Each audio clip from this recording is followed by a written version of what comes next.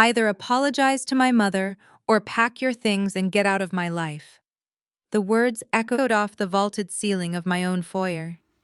I stood there holding my 3-year-old son Trey, who was burying his face in my shoulder. I looked at Jamal, the man I had married, the man I had quietly funded for a decade. He stood shoulder to shoulder with his mother Beatrice, pointing toward the massive oak front doors. A smug look of absolute authority settled over his features. He really thought he had won. He genuinely believed I was going to break down and beg for my place in his perfectly curated world. Fine, I said. I will go. My name is Maya and I am 35 years old. Until that Sunday afternoon, I had spent my entire marriage shrinking myself so my husband could feel big. I am the founder and CEO of a data analytics firm that recently secured a major federal contract, but you would never know it by looking at me. I work from home in comfortable clothes and spend my free time building block towers with my son. I let Jamal handle the shiny credit cards and drive the luxury cars because his ego demanded it. He loved playing the role of the wealthy provider for his family and his church community. I let him play that role to keep the peace, but peace at the expense of my son's dignity is a price I will never pay. The implosion started over a simple juice box. We were hosting a Sunday brunch at our estate. Beatrice had arrived with her favorite daughter-in-law, Chloe. Chloe is married to Jamal's younger brother, Malik. Chloe is white and she constantly leverages her perceived pedigree to act superior to everyone else in the room, especially me. Beatrice practically worships the ground Chloe walks on, believing her presence elevates the family's social standing at their Sunday church services. Trey was running through the foyer and tripped. His organic apple juice splashed onto the antique Persian rug. It was an accident, an ordinary toddler mistake. Before I could even reach him with a towel, Chloe sighed loudly and stepped back as if my son were radioactive. She looked down her nose and made a pointed comment about Trey lacking proper discipline. She implied that because I work from home, I must be too lazy to raise my child with proper etiquette. The microaggression was loud and clear. I felt a cold fire ignite in my chest. I did not yell. I grabbed a cloth and knelt beside Trey, pulling him into a reassuring hug because he was startled. I looked up at Chloe and my voice was dangerously quiet. I told her she would never speak about my son or my parenting ever again. I told her she was a guest in my home, and she needed to act like one or leave immediately. Chloe gasped, clutching her chest as if I had physically struck her. Right on cue, the theatrical tears began to fall. She backed away, sobbing into her hands about how aggressive and hostile I was being. Beatrice materialized from the dining room, swooping in to wrap her arms around Chloe. Beatrice turned her furious gaze on me. She screamed, asking how dare I speak to Chloe that way. She yelled that Chloe came from a good family and that I had always been jealous of her because I was completely classless. She said I dragged the family down with my lack of grace. That was when Jamal walked into the foyer. He saw his mother comforting a weeping Chloe. He saw me kneeling on the floor holding our son. He did not ask what happened. He did not check if Trey was okay. He immediately puffed out his chest, playing the role of the righteous patriarch defending his mother's honor. He demanded that I apologize to Chloe and his mother immediately. I stood up, holding Trey tightly against me. I told Jamal exactly what Chloe had said about our son. I told him I would never apologize for demanding respect in my own home. Jamal sneered at me. He told me to stop being so sensitive and stop embarrassing him. He said I was always causing drama because I did not know how to fit in with refined people. Then he delivered the ultimatum. Apologize to my mother, or pack your things and get out of my life. The silence that followed was heavy. He waited for the tears. He waited for the submission he had grown so accustomed to. But the woman who used to bite her tongue to protect his fragile ego was gone. I looked at the man who would so easily trade his wife and child for a pat on the head from his mother. Fine, I said. I will go. Jamal smirked, crossing his arms over his tailored suit. He honestly thought I would be back in an hour, begging for forgiveness. I turned my back on them without another word. I did not run upstairs to pack suitcases. I did not grab my jewelry or my expensive clothes. I just held my son, walked out the heavy oak doors, and let them shut behind me. I walked briskly down the pristine concrete driveway toward the black Porsche Panamera. The crisp afternoon air felt like a shock to my system, clearing the last remaining fog of my marriage. I opened the rear door and carefully strapped Trey into his car seat. He was still sniffling, but I kissed his forehead and promised him we were going on a special adventure. Just as I was closing the back door, I heard the frantic clicking of heels on the concrete. Beatrice came rushing out of the front door, her face twisted in absolute outrage. She had realized I was taking the luxury car, and her sense of entitlement completely overrode her fake church lady decorum. "Leave the car," she screamed, waving her arms wildly as she ran down the driveway.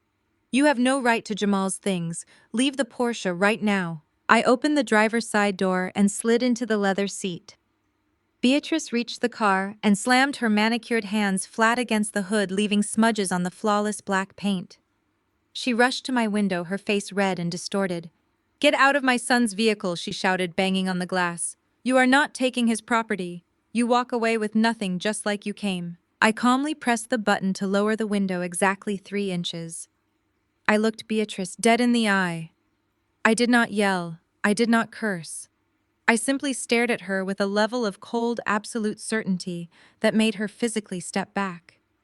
I rolled the window back up, shifted the car into reverse, and backed smoothly out of the driveway, leaving her screaming on the pavement. As I drove down the tree-lined streets of our exclusive neighborhood, a strange, profound sense of peace washed over me. Beatrice and Jamal were trapped in a delusion of their own making.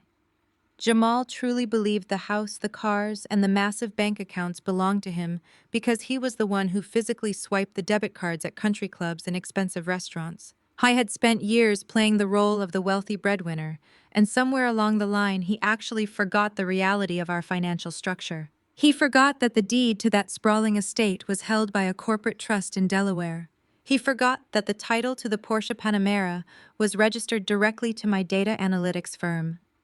He forgot that the checking account he used to fund his custom suits and Malik's endless failed business ventures was an account where he was merely listed as an authorized user. An account fed by a blind trust I had established years ago. Early in our marriage, he had nearly bankrupted us trying to look rich for his friends. When my company took off, I locked everything behind layers of corporate protection. I gave him a generous allowance masquerading as his own investment returns so he could feel like a king. I did it because I loved him, and I wanted our son to grow up in a peaceful home without financial stress. But that peace was a lie, and the king was just a weak man wearing a paper crown I had bought for him. I drove toward the city center, watching the suburbs fade into towering glass skyscrapers. Trey had fallen asleep in the back seat, lulled by the smooth hum of the engine. I was not a helpless housewife running away with nothing. I was a CEO leaving a terrible investment behind. I pulled into the subterranean parking garage of the most exclusive 5-star luxury hotel in the city. The valet rushed forward, opening my door with a respectful nod. I handed him the keys and carefully lifted my sleeping son into my arms. We walked through the sliding glass doors into the hushed, elegant lobby. At the reception desk, the concierge offered a polite, sympathetic smile, seeing a woman arriving with a child and no luggage. "May I help you, madam?" he asked gently, clearly, assuming I might need assistance finding a standard room. "I need the presidential penthouse suite," I said quietly, "and I will be needing it for an indefinite stay." I reached into the hidden inner pocket of my handbag. I bypassed the shiny platinum cards Jamal loved to flash around. Instead, I pulled out a heavy matte black Centurion card. The card Jamal had no idea existed. The card tied directly to my primary corporate holding account. The concierge saw the card, and his posture instantly shifted to absolute professional deference. "Right away, madam," he said. "We will make sure you and your son have everything you require." I took the key card and rode the private elevator up to the top floor. When the doors opened into the sprawling glass-walled penthouse overlooking the city skyline, I finally set Trey down on the plush velvet sofa. I did not cry. I did not panic. I opened my laptop and placed it on the marble dining table. It was time to pull the plug on the illusion. I picked up my phone and dialed the private number for my corporate attorney, Valerie. She answered on the second ring, her voice sharp and professional. "Valerie," I said, keeping my tone completely steady. "It is time. Lock it all down. Execute Protocol 0. Understood, Maya, she replied without missing a beat. Consider it done. I ended the call and looked at my computer screen. I logged into my primary corporate dashboard. The numbers stared back at me, a quiet empire built on years of relentless work and brilliant algorithms. Then I navigated to the joint checking account. Jamal used to play his role as the generous high roller. The balance sat at $140,000. I highlighted the amount, clicked transfer all, and watched the screen refresh.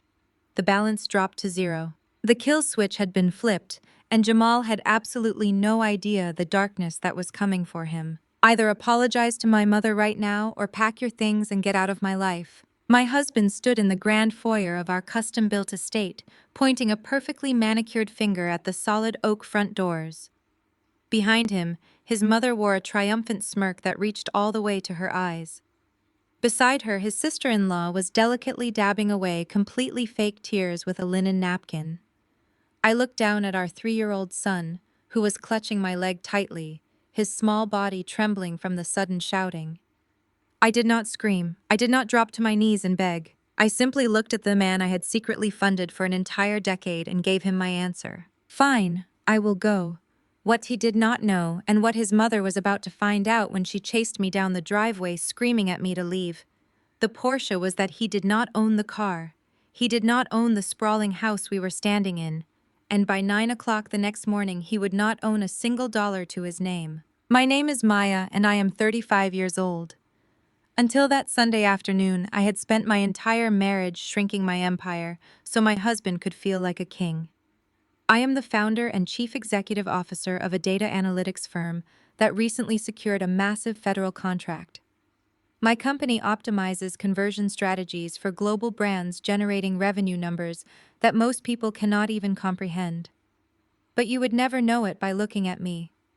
I work from home. I attend board meetings in comfortable sweaters and jeans. I prefer spending my free time building block towers on the floor with my son Trey, rather than attending high society galas. My husband Jamal is a mid-level bank manager who treats his modest salary like it makes him a billionaire. He loves tailored suits, expensive golf club memberships, and flashing shiny platinum credit cards at expensive restaurants. Early in our marriage, Jamal nearly bankrupted us trying to keep up appearances and impress his friends. When my company began to scale into a massive enterprise, I made a choice. I locked my actual wealth behind layers of corporate protection in Delaware limited liability companies and blind trusts. I gave Jamal a generously funded joint checking account, masquerading as returns from a generic investment portfolio I managed. I did this because his ego was incredibly fragile, and I wanted our son to grow up in a peaceful home without the constant stress of financial inadequacy hanging over his father. That peaceful home was a carefully constructed illusion, and his family was the poison that finally destroyed it. Jamal's mother. Beatrice is a woman utterly obsessed with social status optics and her standing within her church community. To Beatrice, Jamal is the golden child, the ultimate provider, who graciously takes care of his quiet freelancing wife. She tells anyone who will listen how her son bought our beautiful estate and how he provides such a wonderful life for me. I used to sit in the church pews every Sunday listening to her brag, and I would just smile politely. I swallowed my pride to keep the peace. Then there is Malik.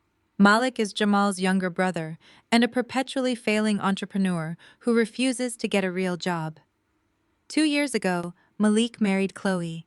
Chloe is a white woman who constantly leverages her perceived social pedigree to act superior to everyone else in the family, especially me. Beatrice practically worships the ground Chloe walks on, believing that her presence somehow elevates the family's social standing. Chloe carries designer bags she cannot afford and speaks with a condescending tone disguised as helpful advice. The breaking point happened during a casual Sunday brunch at our home. I had spent the morning preparing a beautiful spread, but Beatrice and Chloe had taken over the kitchen, rearranging my serving dishes and loudly discussing how Chloe's store-bought pastries were so much more refined than my cooking. I ignored them, choosing to focus on Trey, who was happily running around the living room with his organic apple juice. Trey tripped over the edge of the antique Persian rug in the foyer. He tumbled forward and his juice box squeezed out a splash of liquid onto the intricate woven fabric. It was an accident. An ordinary, harmless mistake made by a 3-year-old boy. Trey sat up, rubbing his knee and looking surprised. Before I could even reach him to wipe up the spill, Chloe sighed loudly and stepped back as if my son were contaminated. She crossed her arms and looked down her nose at him. "This is exactly why strict structure is non-negotiable at this age, Beatrice," she said, her voice dripping with judgment. "You cannot just let them run wild without boundaries in a nice house. It is a direct reflection of his upbringing."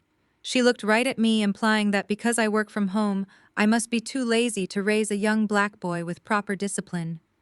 She was calling my son feral in my own home. I felt a cold fire ignite deep in my chest. I grabbed a cloth from the kitchen and walked over to the foyer.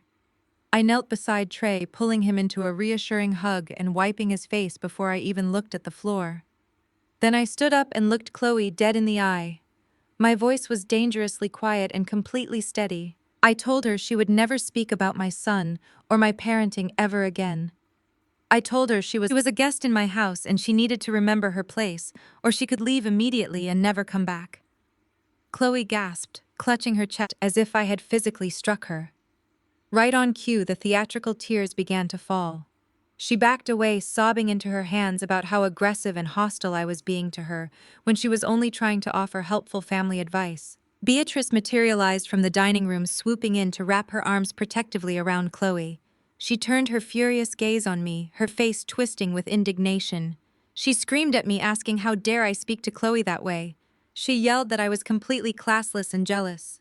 She told me Chloe comes from a good family, and that I just dragged their entire family down with my lack of grace and bitter attitude. That was the exact moment Jamal walked into the foyer from the back patio. He saw his mother comforting a weeping Chloe. He saw me standing there holding our son. He did not ask what happened. He did not check to see if his child was hurt or scared. He immediately puffed out his chest, playing the role of the righteous patriarch defending his mother. "What is going on here?" Jamal demanded. Beatrice pointed an accusing finger at me. "Your wife is attacking Chloe for no reason, Jamal. She is completely out of control." Jamal turned to me, his eyes hard and unsympathetic. He told me to stop being so sensitive and stop embarrassing him in front of his family. He said I was always causing unnecessary drama because I did not know how to fit in with refined people. Then he took a step toward me and delivered his final decree. "Either apologize to my mother and Chloe right now, or pack your things and get out of my life." The silence that followed his words was heavy and absolute. Jamal stood there waiting for the tears. He waited for the submission he had grown so accustomed to over the past 10 years. He genuinely believed that without him, I was nothing. He thought I was a dependent freelancer who would be destitute on the streets if he kicked me out of his magnificent house. He thought I would crumble. But the woman who used to bite her tongue to protect his fragile ego died in that very moment. I looked at the man who would so easily trade his wife and child for a pat on the head from his toxic mother and his manipulative sister-in-law. "Fine," I said.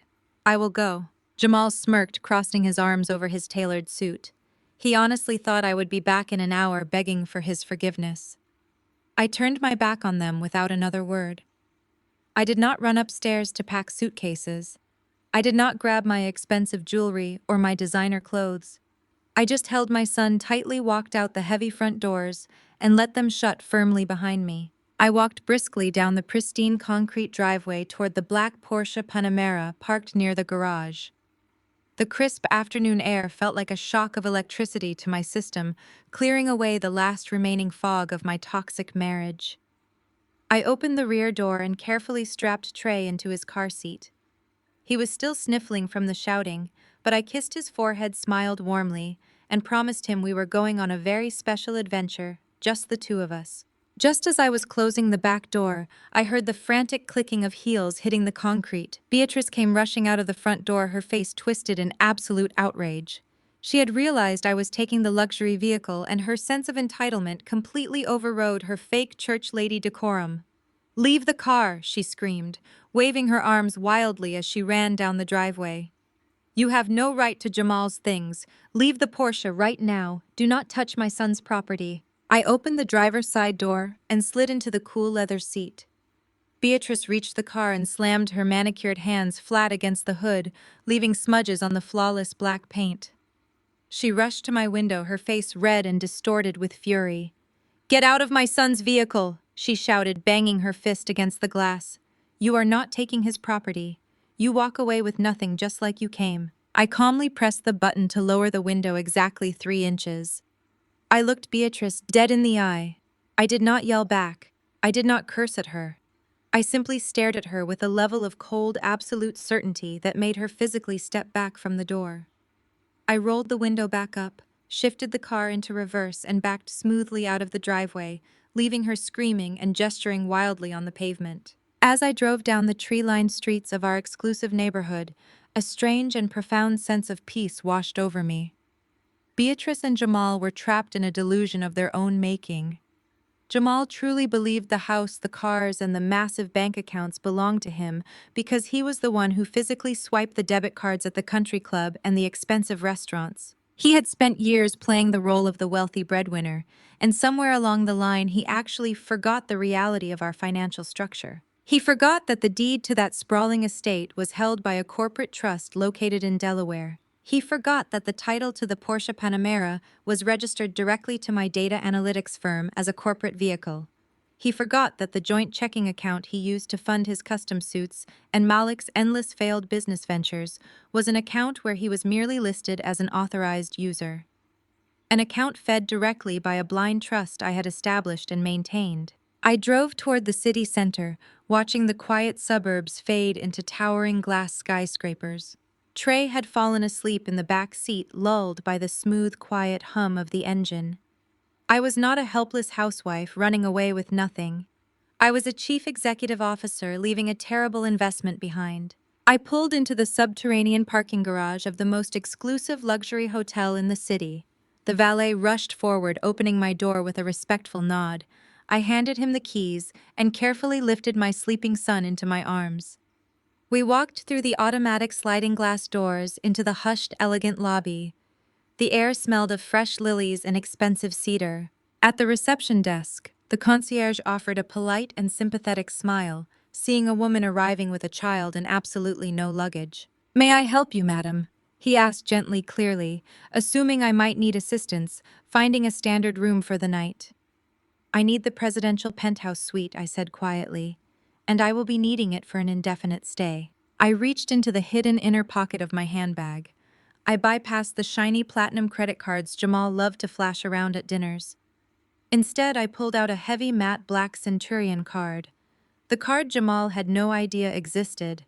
The card tied directly to my primary corporate holding account. The concierge saw the card and his posture instantly shifted to absolute professional deference. "Right away, madam," he said, his fingers flying across his keyboard. "We will make sure you and your son have absolutely everything you require." I took the gold key card and rode the private elevator up to the top floor.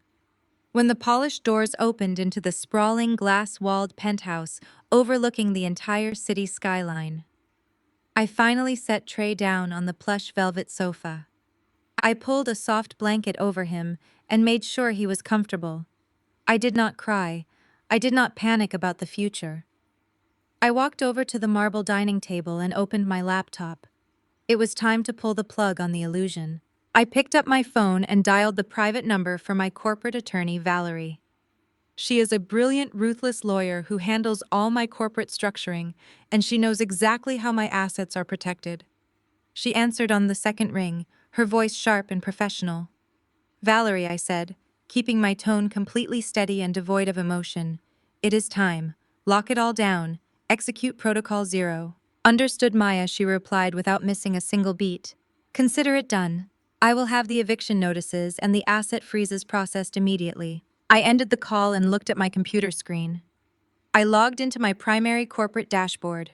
The numbers stared back at me, a quiet empire built on years of relentless work and brilliant algorithms. Then I navigated to the joint checking portal. This was the account Jamal used to play his role as the generous high roller for his family. The balance sat at exactly $140,000. I highlighted the amount, clicked the Transfer All button, and watched the screen refresh. The balance dropped to 0.00.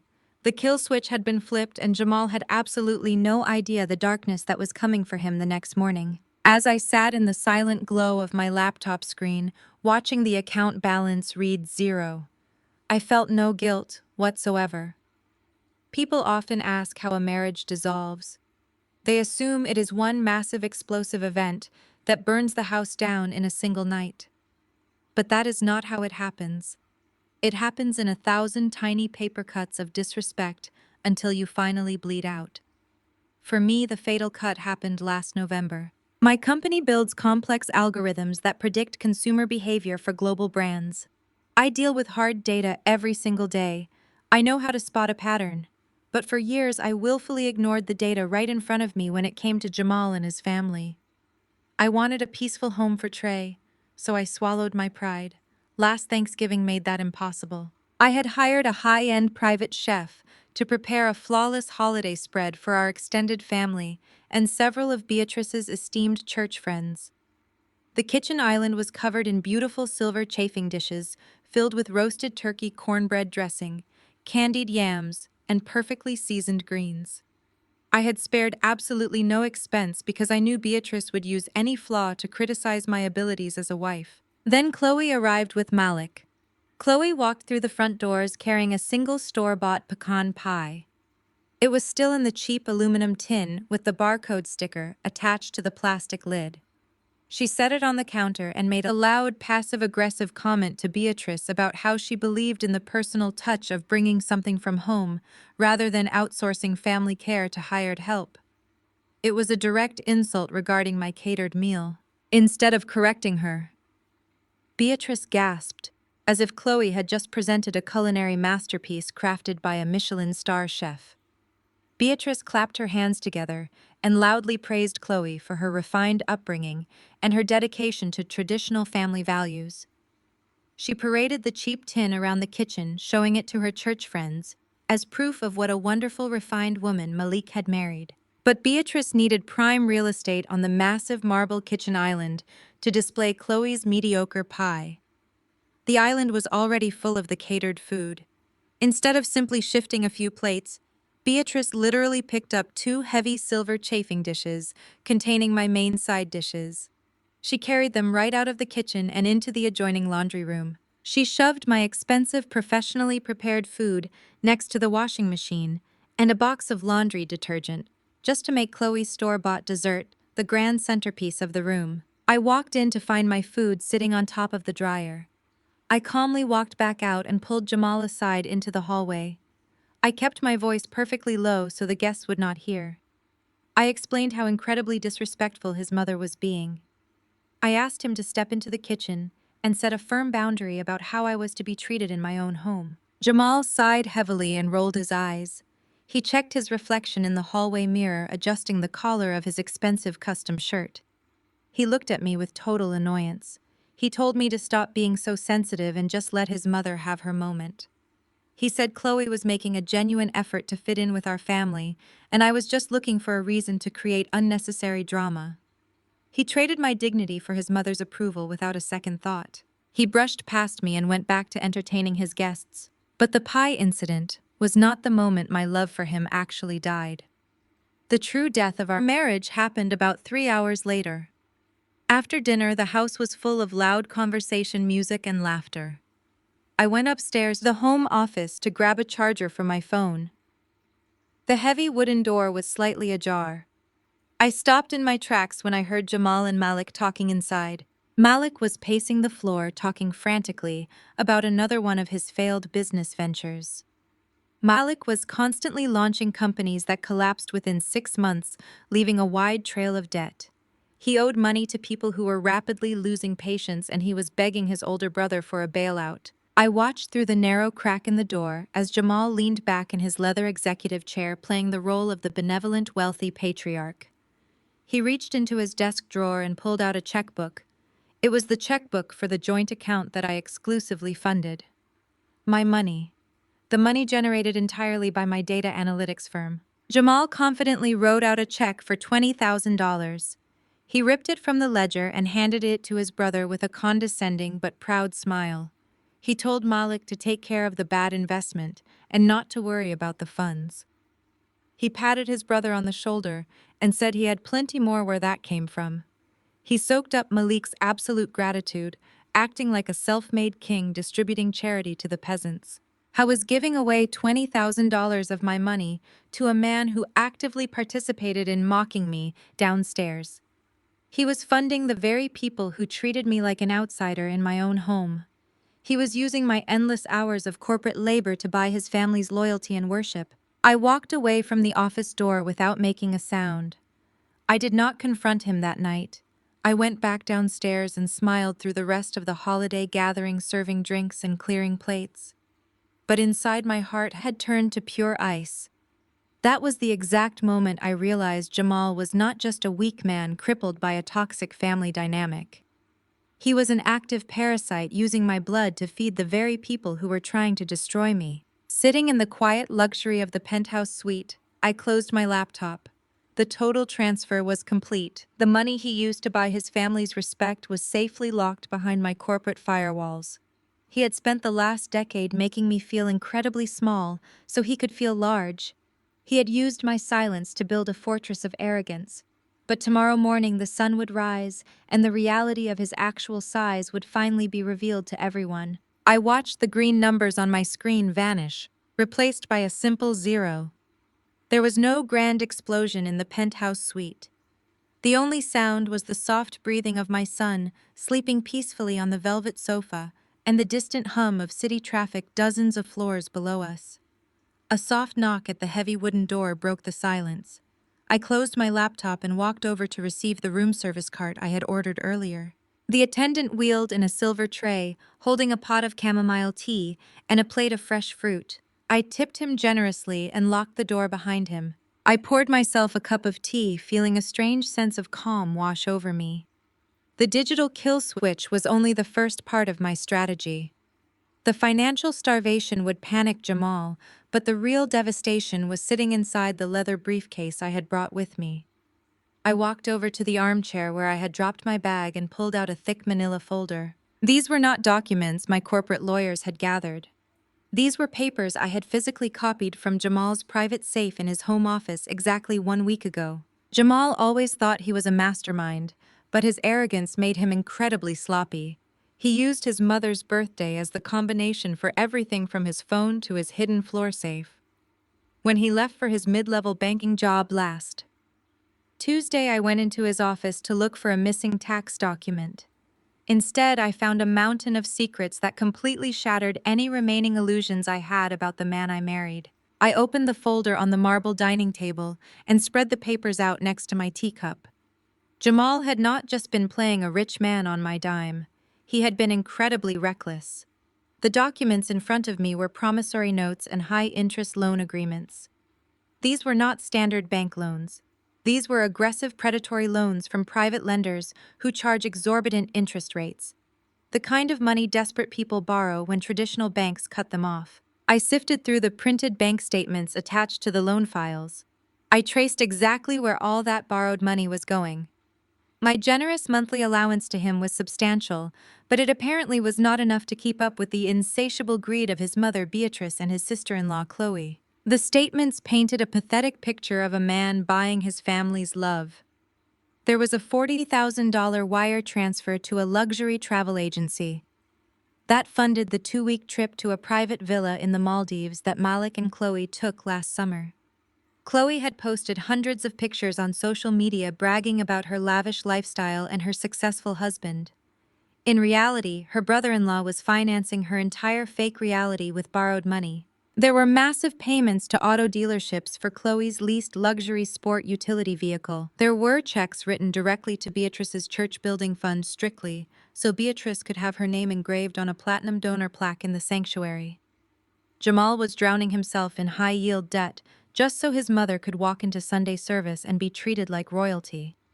He traded our family's actual security for the illusion of being the golden son. But the final document in the folder was the one that sealed his absolute destruction. I pulled out a thick stack of legal papers stapled at the corner. It was a finalized agreement for a massive secured personal loan. Jamal had taken out $300,000 just 2 months ago. The lender required a major physical asset to secure a loan of that size. I stared at the signature page. Jamal had signed his name on the line designated for the sole property owner. He had used our custom-built sprawling estate as collateral to guarantee the loan. He genuinely believed he had the right to do that. He thought because he lived in the master bedroom and because he paid the monthly utility bills out of the joint account that he was the legal owner of the property. When we closed on the house 5 years ago, he was so busy taking pictures for social media, holding the keys, that he never actually read the hundreds of pages of closing documents I put in front of him to sign. If he had bothered to read the paperwork, he would have realized his name was nowhere on the property deed. The estate does not belong to Jamal. It does not even belong to me as an individual. The property is completely owned by a blind corporate trust registered in Delaware under my data analytics firm. It is a fortress of legal protection designed specifically to shield my assets from personal liabilities. Jamal had absolutely no legal right to offer that house as collateral. I traced my finger over his arrogant sweeping signature on the fraudulent document. By claiming sole ownership of a corporate asset to secure hundreds of thousands of dollars from a private lending institution, he had crossed a massive legal line. He processed the loan application digitally and received the funds through interstate bank transfers. This was not just a bad financial decision made by a desperate husband trying to impress his greedy mother. This was a textbook case of federal wire fraud and mortgage fraud. Jamal thought he was just keeping up his high-roller facade. He had no idea that by signing those papers, he had handed me the ultimate weapon. When those private lenders realized the collateral was completely fake, they would not just send a collection agency. They would send federal investigators. He had built a house of cards for Beatrice and Chloe, and he had unknowingly rigged it with explosives. And tomorrow morning the entire structure was going to collapse right on top of him. The sun rose over the city skyline, casting a brilliant golden light through the floor-to-ceiling glass walls of the penthouse suite. I had spent the entire night reviewing those fraudulent loan documents, but I did not feel tired in the slightest. Instead, I felt a surge of absolute clarity and boundless energy. I was finally dismantling the heavy, suffocating cage I had allowed myself to live in for the past 10 years. It was exactly 7 o'clock in the morning when my phone vibrated on the marble nightstand next to my laptop. I picked it up and looked at the bright screen. It was a text message from Jamal. He was awake and clearly feeling incredibly confident about how he had handled things the day before. The message was dripping with his usual unchecked arrogance. He wrote that he hoped I had slept in my car and finally cooled off. He informed me that his mother Beatrice was coming over for a special Sunday brunch, and that I needed to be back at the house with a sincere apology ready for her by 11 o'clock sharp. I stared at the black text bubbles on the screen. He genuinely pictured me shivering in the front seat of the Porsche parked in some dark alley, regretting my decision to challenge his absolute authority. He thought financial fear and the threat of isolation would break my spirit. He assumed that because I always chose peace over conflict, I was too weak to survive without his guidance. He had no idea I was sitting in a silk robe surrounded by pure luxury, orchestrating his total ruin. I did not type out a long, angry paragraph. I did not try to explain myself or argue about his toxic mother and his disrespectful sister-in-law. I simply sent back a single yellow thumbs-up emoji. It was the digital equivalent of a polite nod right before dropping the guillotine. Trey stirred on the velvet sofa, rubbing his sleepy eyes and stretching his little arms. Right on time, the hotel staff knocked gently on the heavy wooden door delivering the breakfast I had ordered. I tipped the attendant and wheeled the silver cart into the room. I had ordered a massive, beautiful spread to celebrate our first morning of freedom. There were fluffy silver dollar pancakes covered with fresh berries for my son, and a plate of soft scrambled eggs topped with premium caviar for me. We sat at the dining table together eating our breakfast while the city woke up far below us. Trey giggled with his face covered in sticky maple syrup, completely untouched by the toxic drama we had left behind at the estate. He was safe, and he was happy. That was all the confirmation I needed to push this forward. While Trey ate his fruit, I picked up my phone again and opened my secure messaging application. I selected the chat with my corporate attorney, Valerie. I typed a single word, proceed. Her reply came through less than 10 seconds later, confirming that the legal machinery was now officially in motion. The eviction notices were being filed with the local authorities. The asset freezes were locked into place across every financial institution we utilized. The formal letters of notification were drafted and ready to be delivered by courier. I opened my laptop and pulled up my secure administrative dashboard. Because I had built the digital infrastructure for our entire home network and set up Jamal's remote work access, I could easily monitor his active connections. To me, everything is just data, and I know exactly how to read a data stream. I watched the server logs populate in real time. At exactly 8:30 in the morning, I saw his device establish a secure connection. He was logging into his employer's virtual private network to check his morning emails before heading out. He was sitting in my home office using my high-speed internet drinking coffee, bought with my money, and checking his mid-level bank manager schedule as if today was just another ordinary Sunday.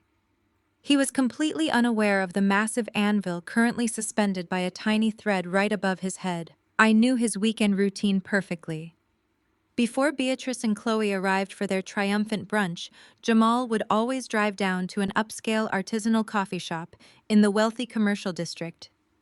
He liked to stand in line wearing his designer weekend clothes and order a custom pour-over coffee that cost $12. He loved chatting with the baristas, acting like a prominent local executive holding court. He would always pay with the heavy metal corporate card I had issued to him because he liked the heavy sound it made when he dropped it on the glass counter. I kept the administrative portal open on my screen and pulled up the live transaction feed for his specific authorized card. I watched the digital clock in the corner of my screen tick upward. 8:55, 8:57, 8:58. At exactly 8:59 in the morning, my phone buzzed with an urgent automated alert. It was a push notification from my corporate expense software. Jamal had just attempted to swipe his card at the artisanal coffee shop for $34.50 to cover his expensive coffee and whatever pastries he was buying for his mother. I looked at the red text flashing across my bright screen. The transaction status was bold and undeniable. Declined. A second alert popped up immediately after the first one, as he inevitably tried to swipe the heavy metal card a second time, assuming it was just a random reader error. The same red text appeared on my screen, verifying that the system was working flawlessly. Declined. Account closed by primary account holder. The execution had officially begun, and the golden sun was about to face the blinding light of reality. I knew exactly how Jamal's mind worked. When he saw that account closed message on his banking application, he did not panic. His arrogance simply would not allow him to process the reality of his situation. He convinced himself it was a temporary system error, or perhaps a petty temper tantrum I was throwing to get his attention.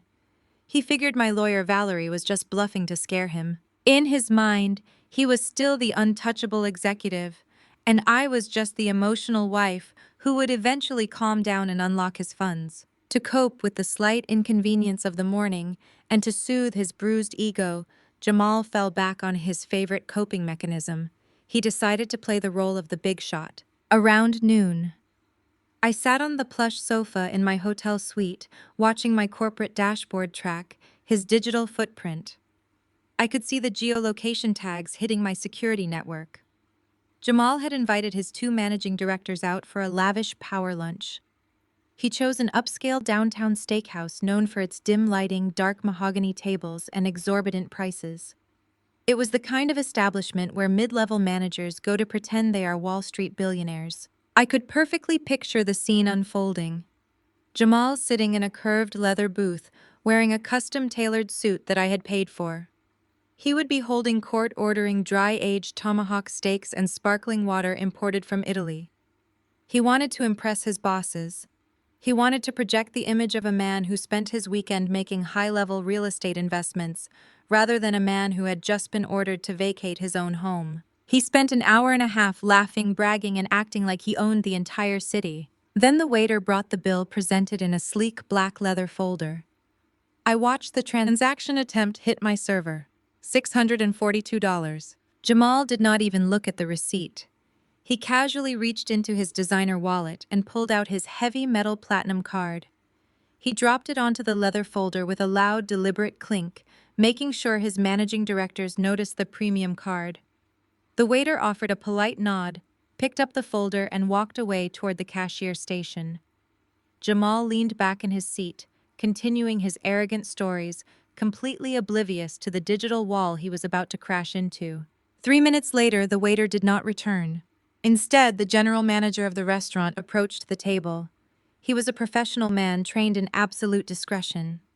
He leaned down and quietly placed the leather folder back on the table right next to Jamal's expensive crystal water glass. "Sir," the manager whispered, keeping his voice low to avoid a scene.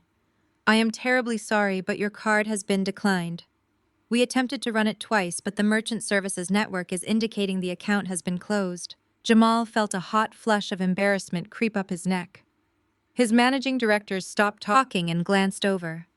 Jamal forced a casual chuckle, waving his hand dismissively. He confidently told the manager it was just a ridiculous fraud alert because he traveled so much for business. He apologized to his bosses for the minor inconvenience and reached back into his wallet. He pulled out a gold corporate rewards card and handed it to the manager. "I watched the second transaction attempt hit the network. Declined." The manager returned 90 seconds later. The polite smile on his face was now slightly strained. He leaned down again. "Sir, this card is also coming back as declined by the issuer. Do you perhaps have an alternative method of payment?" The forced smile completely vanished from Jamal's face. A cold sweat broke out across his forehead, dampening his pristine hairline. He frantically dug through his wallet, pulling out a personal credit card with a $5,000 limit. He handed it over his hands, physically shaking. I did not even need to look at my screen to know the result. Valerie had already executed the asset freeze across every financial institution linked to his Social Security number, using the evidence of his fraudulent loan applications.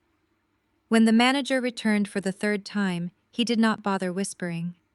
He simply set the card on the table and shook his head. One of Jamal's managing directors, an older man who had always been skeptical of Jamal's flashy lifestyle, sighed heavily. He reached into his own coat pocket, pulled out a simple corporate card, and handed it to the manager. The older man looked at Jamal with a mixture of pity and absolute disdain. It was the look you give a fraudulent imposter who has finally been exposed. Jamal's pride was entirely shattered in front of the exact men he was trying so desperately to impress. Jamal stood up abruptly, nearly knocking over his heavy water glass. He muttered a frantic apology, claiming he needed to step outside and call his wealth manager to sort out a massive banking error. He practically ran out of the dining room, leaving his dignity sitting in a puddle on the mahogany table. He burst through the heavy front doors of the restaurant into the bright afternoon sunlight, pulling out his phone to call me. But before he could even dial my number, he stopped dead in his tracks. He had utilized the valet service, parking his sleek black Mercedes-Benz S-Class directly in front of the restaurant for everyone to admire. But his car was not sitting idle by the curb. A massive yellow flatbed tow truck was backed up to the front bumper of the luxury sedan. A burly driver in a neon safety vest was already securing heavy metal chains to the undercarriage of the Mercedes. Jamal sprinted across the pavement, shouting at the top of his lungs. He demanded the driver step away from his vehicle, threatening to call the police and have him arrested for grand theft auto. The tow truck driver did not flinch. He calmly finished tightening the winch, pulled a folded yellow document from his clipboard, and handed it directly to Jamal. It was a legal repossession order. Jamal stared at the paper, his mind completely short-circuiting. He thought he owned that car. He thought his name was on the title. He had completely forgotten that the vehicle was leased through my corporate holding company, and my company had officially canceled the lease contract at 8 o'clock that morning, ordering an immediate commercial recovery of the asset. Jamal stood on the sidewalk, gripping the yellow paper in his shaking hands. He watched helplessly as the hydraulic lift whined and pulled his beautiful status symbol up onto the flatbed. The driver climbed into the cab and drove away, merging seamlessly into the busy downtown traffic. My husband, the man who had ordered me to get out of his life just 24 hours ago, was now stranded on a city sidewalk. He had no car. He had no money. His bosses had just watched him fail to pay for lunch. The golden facade was completely gone, leaving nothing but a broke, desperate man standing alone in the street. I sat in the quiet luxury of the penthouse suite, watching the live security cameras at my estate through my laptop screen.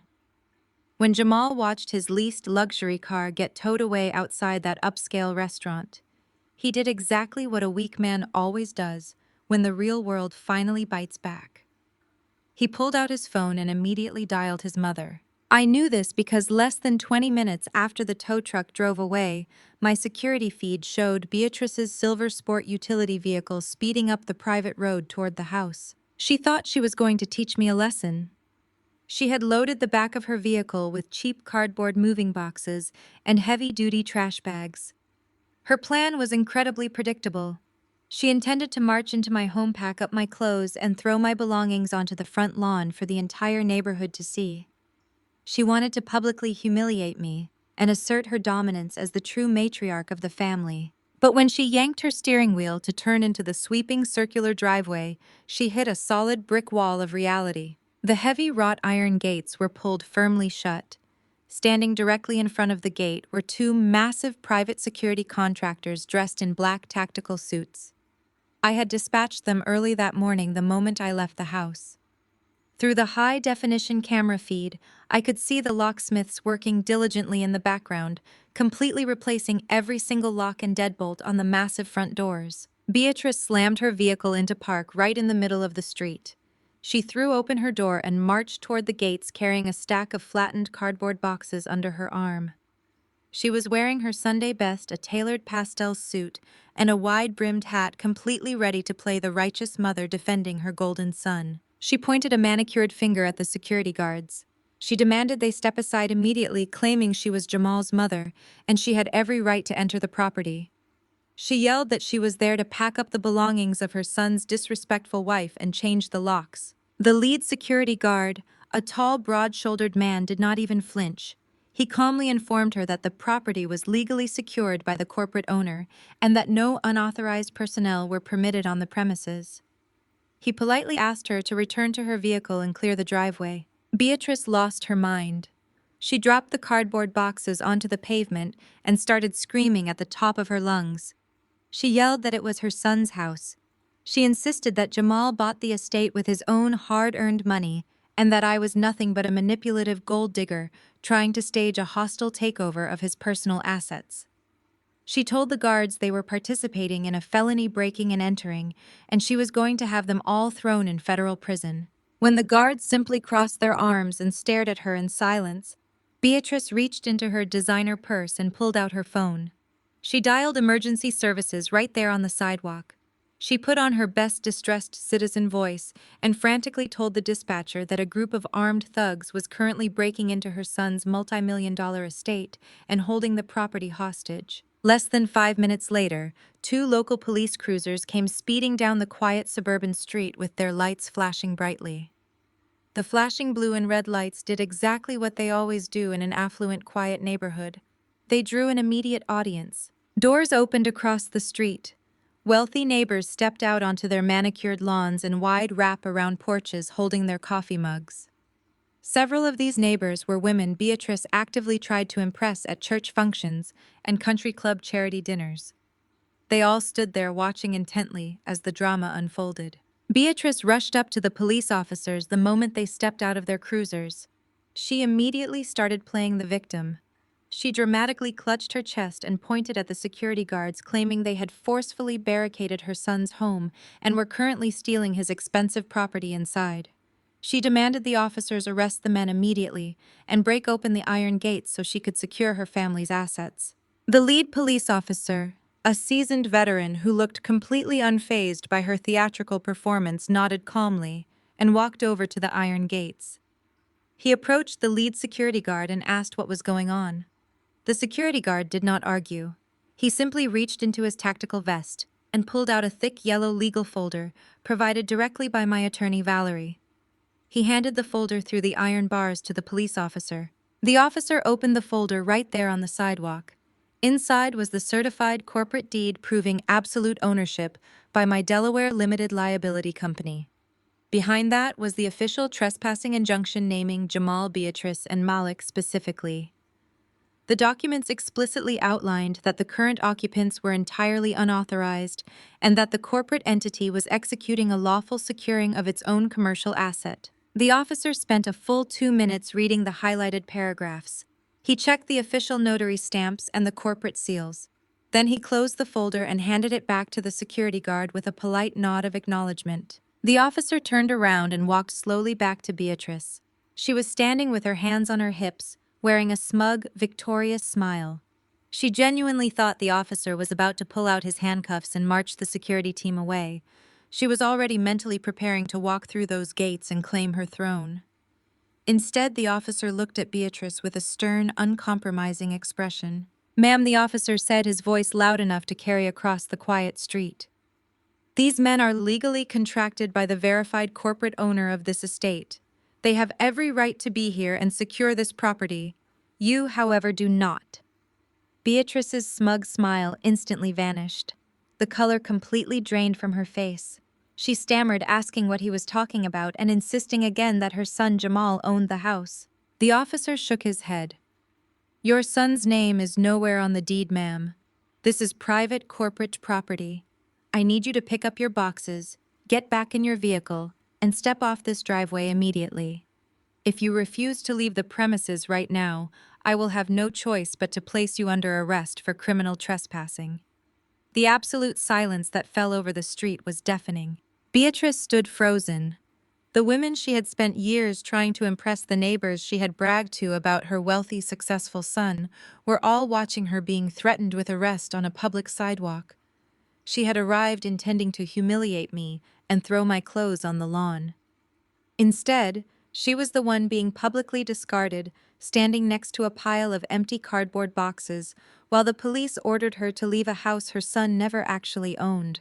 I sat in the penthouse suite, listening to the soft hum of the air conditioning. The digital dominoes I had tipped over were falling exactly according to my calculations. The financial starvation was not just meant for my arrogant husband. The blast radius was designed to consume the entire parasitic ecosystem he had built. That ecosystem heavily relied on keeping his brother Malik and his condescending sister-in-law Chloe living in absolute luxury. They treated me like a peasant while secretly surviving entirely on my corporate labor. I decided it was time they experienced how the real world operates. While Beatrice was being humiliated by the police on my driveway, Chloe was enjoying a luxurious afternoon of her own. She was sitting in a plush leather chair at the most exclusive hair salon in the city. She loved to post pictures of these lavish salon days to show her followers how flawlessly a wealthy wife should look. She had just spent 4 hours getting expensive blonde highlights and a premium caviar hair treatment. When the stylist brought her the bill for $450, Chloe did what she always did. She smiled smugly and handed over a gold bank card tied to Malik's checking account. She did not know that Malik's account survived solely on the weekly automated transfers I had set up from my corporate holding company. Transfers that I had permanently deleted at 8 o'clock that morning. The receptionist ran the gold card. The machine beeped in error. Chloe scoffed, rolling her eyes, and told the receptionist to run it again, claiming their machine must be broken. The receptionist tried a second time and gave Chloe a look of profound pity. She quietly informed Chloe that the bank was rejecting the charge for insufficient funds. Chloe was absolutely mortified. She was forced to step away from the counter and call Malik from the salon lobby, her face burning red with embarrassment while the stylist whispered behind the reception desk. Malik was lounging on the sofa in his luxury apartment when his phone rang. Chloe screamed at him, demanding to know why she was being humiliated over a simple $400 charge. Malik scrambled to open his banking application on his phone. He stared at the screen in total shock. The massive direct deposit he received every single Monday from his older brother had reversed. His balance was sitting at negative $42. He told Chloe to calm down and promised he would call Jamal to get a quick wire transfer. He assumed his wealthy older brother would just fix it like he always did. Malik dialed Jamal's number expecting a quick solution. He did not know that Jamal was currently standing on a downtown sidewalk watching his leased luxury car get towed away. Jamal answered the phone breathing heavily and sounding completely unhinged. Malik casually asked him to transfer a few $1,000s to cover some minor expenses and fix his frozen bank account. Jamal completely lost his mind right there on the street. He screamed into the phone that he had no money.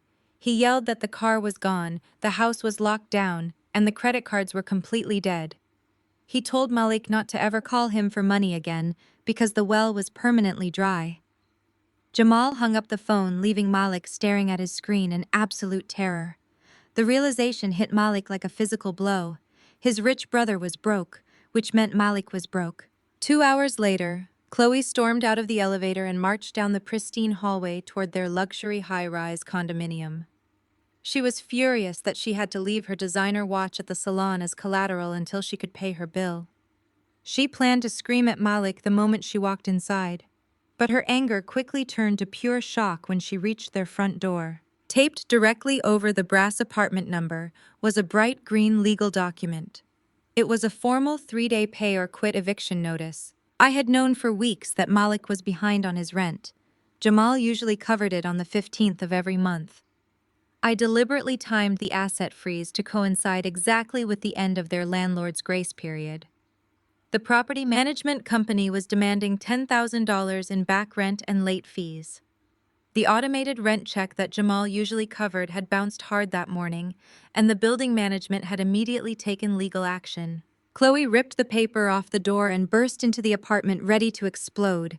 She marched down the hallway and found Malik in the master bedroom. He was not making business calls or fixing the banking error. He was frantically throwing clothes into a cheap canvas duffel bag. He looked up at his wife with pure panic in his eyes. He told her they had to pack whatever they could carry and leave before the building security locked them out of the underground parking garage. He confessed that Jamal was completely bankrupt and there was no more money coming to save them. Chloe stood frozen in the doorway, dropping the green eviction notice onto the hardwood floor. The fake wealth they had paraded around for years had vanished into thin air, leaving them with nothing but the reality of their own failures. While Malik and Chloe were busy watching their fake reality crumble into eviction notices, I kept my eyes perfectly focused on the primary target. Jamal was officially out of options, and the walls were rapidly closing in around him. He had spent the last 2 hours wandering the downtown streets making frantic phone calls to anyone who might listen. He was still trying to convince himself that he could talk his way out of this disaster. I thought his charm and his tailored suit could save him from the digital avalanche I had just unleashed. But charm does not work on automated compliance systems, and a tailored suit cannot protect you from federal investigators. I opened the specific folder on my computer containing the digital copies of his high-interest personal loans. These were the predatory agreements he had signed to fund Beatrice's massive church donations and Malik's lavish tropical vacations. The private lenders he used were not forgiving people.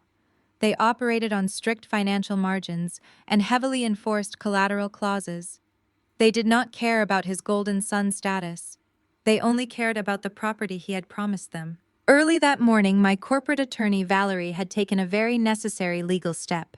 She had formally notified these specific lenders that the sprawling estate listed as collateral on their loan documents was a protected corporate asset. She provided them with the certified deed and explicitly informed them that the signature on their security agreement was completely fraudulent. The moment those lenders realized their $300,000 loan was secured by absolutely nothing, they did not wait around for a polite explanation. They triggered the immediate default clause written into the fine print of the contract. I watched the incoming call logs on my administrative dashboard light up. Jamal's phone started ringing relentlessly. The collection agents were aggressive and persistent. They left voicemails demanding immediate repayment in full. They threatened to send asset recovery teams to his corporate office, to his house, and to any other location associated with his name. Jamal was sweating profusely on a busy city sidewalk, finally realizing that his mother's expensive hats and his brother's leased luxury cars were about to cost him his freedom. Desperation makes arrogant men incredibly stupid. Instead of calling a lawyer, Jamal decided to try one last arrogant maneuver. He walked into a local downtown branch of the very bank where he worked as a mid-level manager. He intended to leverage his employee status and his corporate title to force through an emergency cash advance. He thought he could pull enough cash from his remaining accounts to quiet the private lenders until he could find a way back into my good graces. He walked up to the teller desk, trying to project his usual confident executive persona.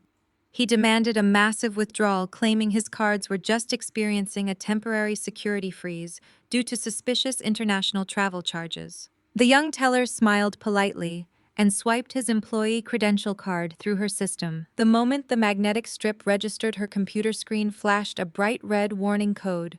Her smile instantly vanished. She nervously excused herself and went to the back office to retrieve the branch manager. The manager walked out looking at Jamal with a mixture of absolute dread and professional discomfort. He did not greet Jamal with the usual friendly corporate banter. He quietly asked Jamal to step into a private glass-walled office near the back of the branch. I knew exactly what was happening inside that glass office, because I had instructed Valerie to notify the Federal Regulatory Compliance Division of his employer at the exact same time she notified the lenders. The branch manager sat Jamal down and delivered the final fatal blow. He informed Jamal that the bank could not process any transactions for him whatsoever. He explained that his employee accounts had been completely locked by the highest level of the Federal Compliance Office. The federal investigators had officially flagged his profile for suspected mortgage fraud and wire fraud regarding the corporate estate he had falsely claimed as his personal property. Jamal felt the floor drop completely out from under him. The air in the small glass office suddenly felt incredibly thin. The manager quietly suggested he retain criminal defense counsel immediately. He then informed Jamal that he was being placed on indefinite unpaid administrative leave pending the outcome of the federal investigation. He asked Jamal to hand over his employee identification badge and his corporate building access keys right there across the desk. Jamal stumbled out of the bank branch completely numb. He was stripped of his credentials, his money, and his pride. He walked out the glass doors, and the midday sun felt freezing cold on his skin. He was a banker who could not access a single bank. He was a property owner with no property. He was a wealthy provider who could not even afford to buy a bottle of water from a street vendor. As he stood there on the busy street, the pieces finally snapped together in his mind. The synchronized asset freezes, the private security guards with the corporate deed, the sudden eviction notices handed to his brother, the federal fraud flag actively dismantling his career. He realized this was not just a temporary marital disagreement. I was not just a sensitive wife filing for a standard divorce. I had deliberately, meticulously, and legally dismantled his entire existence. He realized that the woman he had told to get out of his life had taken the entire world with her when she left. Panic completely overtook his arrogant pride. He pulled out his phone with shaking hands and started frantically calling every luxury hotel in the city, trying desperately to find exactly where I was staying. Jamal stood on the busy downtown sidewalk, frantically dialing every five-star hotel in the city radius. He was shaking, sweating, and completely out of his depth.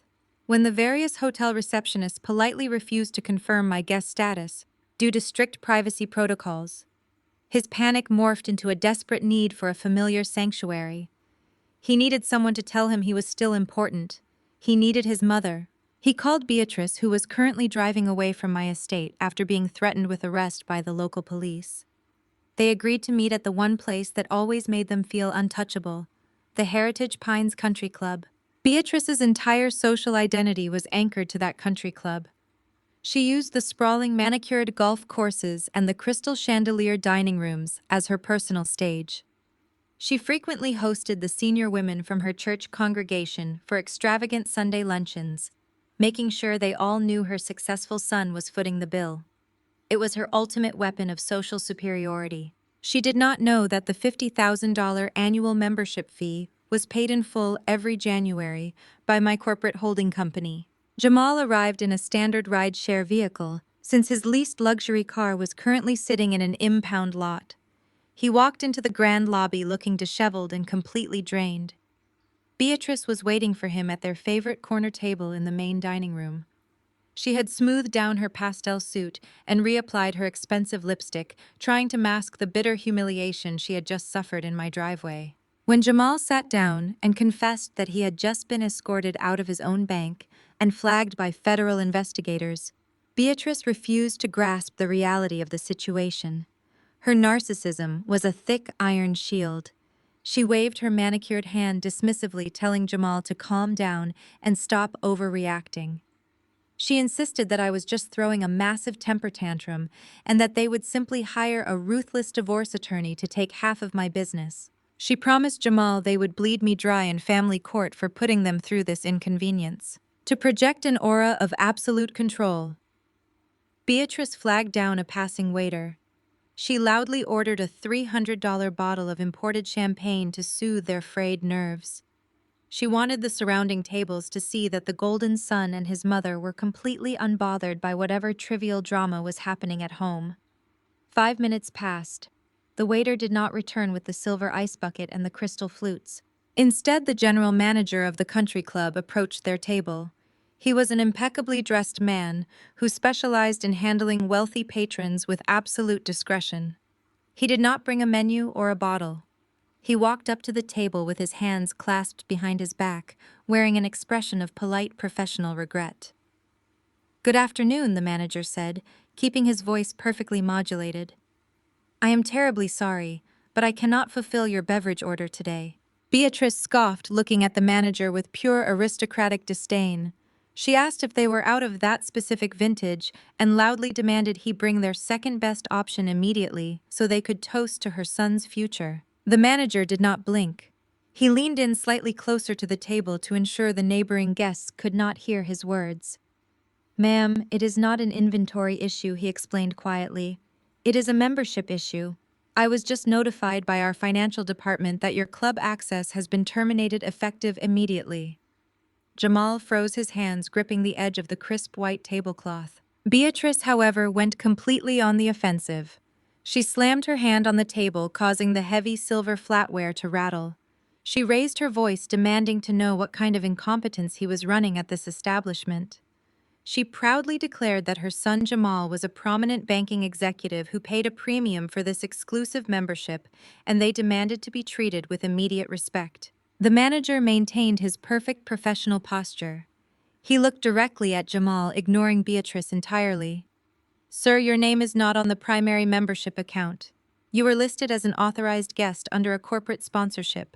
That corporate sponsor contacted our administrative office this morning and formally revoked all guest privileges associated with your profile. The primary account holder has also requested that you be trespassed from the property if you attempt to utilize the facilities moving forward." Beatrice opened her mouth to argue, but no sound came out. The blood rushed to her face as the heavy realization finally crushed her delusion.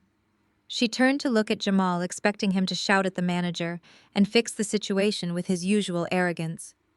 But Jamal was staring at his empty water glass, completely paralyzed by shame. He finally understood that I had dismantled every single pillar of his fake life. "I must ask you both to settle your outstanding dining tab from last week and exit the premises," the manager said, gesturing politely toward the front lobby. "And since the payment method on file has been flagged as inactive across our global network, we will need an alternative form of payment before you leave." Jamal had absolutely no money to give him. He had to sit there in utter silence while Beatrice opened her designer purse with trembling hands and pulled out her own personal debit card to pay the remaining balance. But the real punishment was not the financial rejection. It was the physical exit. The manager requested that they follow him to the front doors to ensure they left the property immediately. Jamal and Beatrice had to stand up and walk the entire length of the crowded main dining room, escorted by club management like common criminals who had been caught stealing silver. As they walked down the wide carpeted aisle, Beatrice looked up and saw a large round table near the picturesque bay windows. Sitting at that table were 4 prominent senior women from her church congregation. The very women Beatrice constantly bragged to about her untouchable social standing and her perfect family. The women had stopped eating their salads. They were watching the general manager escort Beatrice and Jamal toward the exit. Beatrice made direct eye contact with the head of the church hospitality committee. The woman did not wave or smile.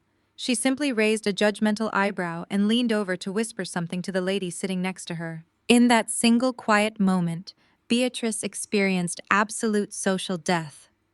The illusion of her superiority was shattered in front of the exact audience she cared about most. She walked out the heavy glass doors of the country club, stripped of her pride, her status, and her golden son's fake empire. They were cast out into the sweltering afternoon heat with absolutely nowhere left to hide. As Jamal and Beatrice stood on the sweltering concrete sidewalk outside the country club, their completely fake reality lay in shattered pieces around them. Jamal looked absolutely defeated. He sat heavily on a green wooden bus stop bench near the edge of the manicured property, hiding his face in his trembling hands. He was a broken man who finally understood that his actions had permanent and devastating consequences. But his mother was built from a completely different type of delusion. Beatrice refused to accept the reality of her social execution. Her deep narcissistic pride simply would not allow her brain to process the truth. She could not fathom that the quiet black woman she had treated like a peasant for 10 entire years was actually the architect of her total ruin. Beatrice began pacing back and forth on the sidewalk, waving her manicured hands in the air. She told Jamal to stop crying and stand up. She adamantly declared that there was absolutely no way I was smart enough or wealthy enough to orchestrate a coordinated asset freeze and a corporate lockout. She convinced herself right there on the street that I must be a pawn in a much larger game.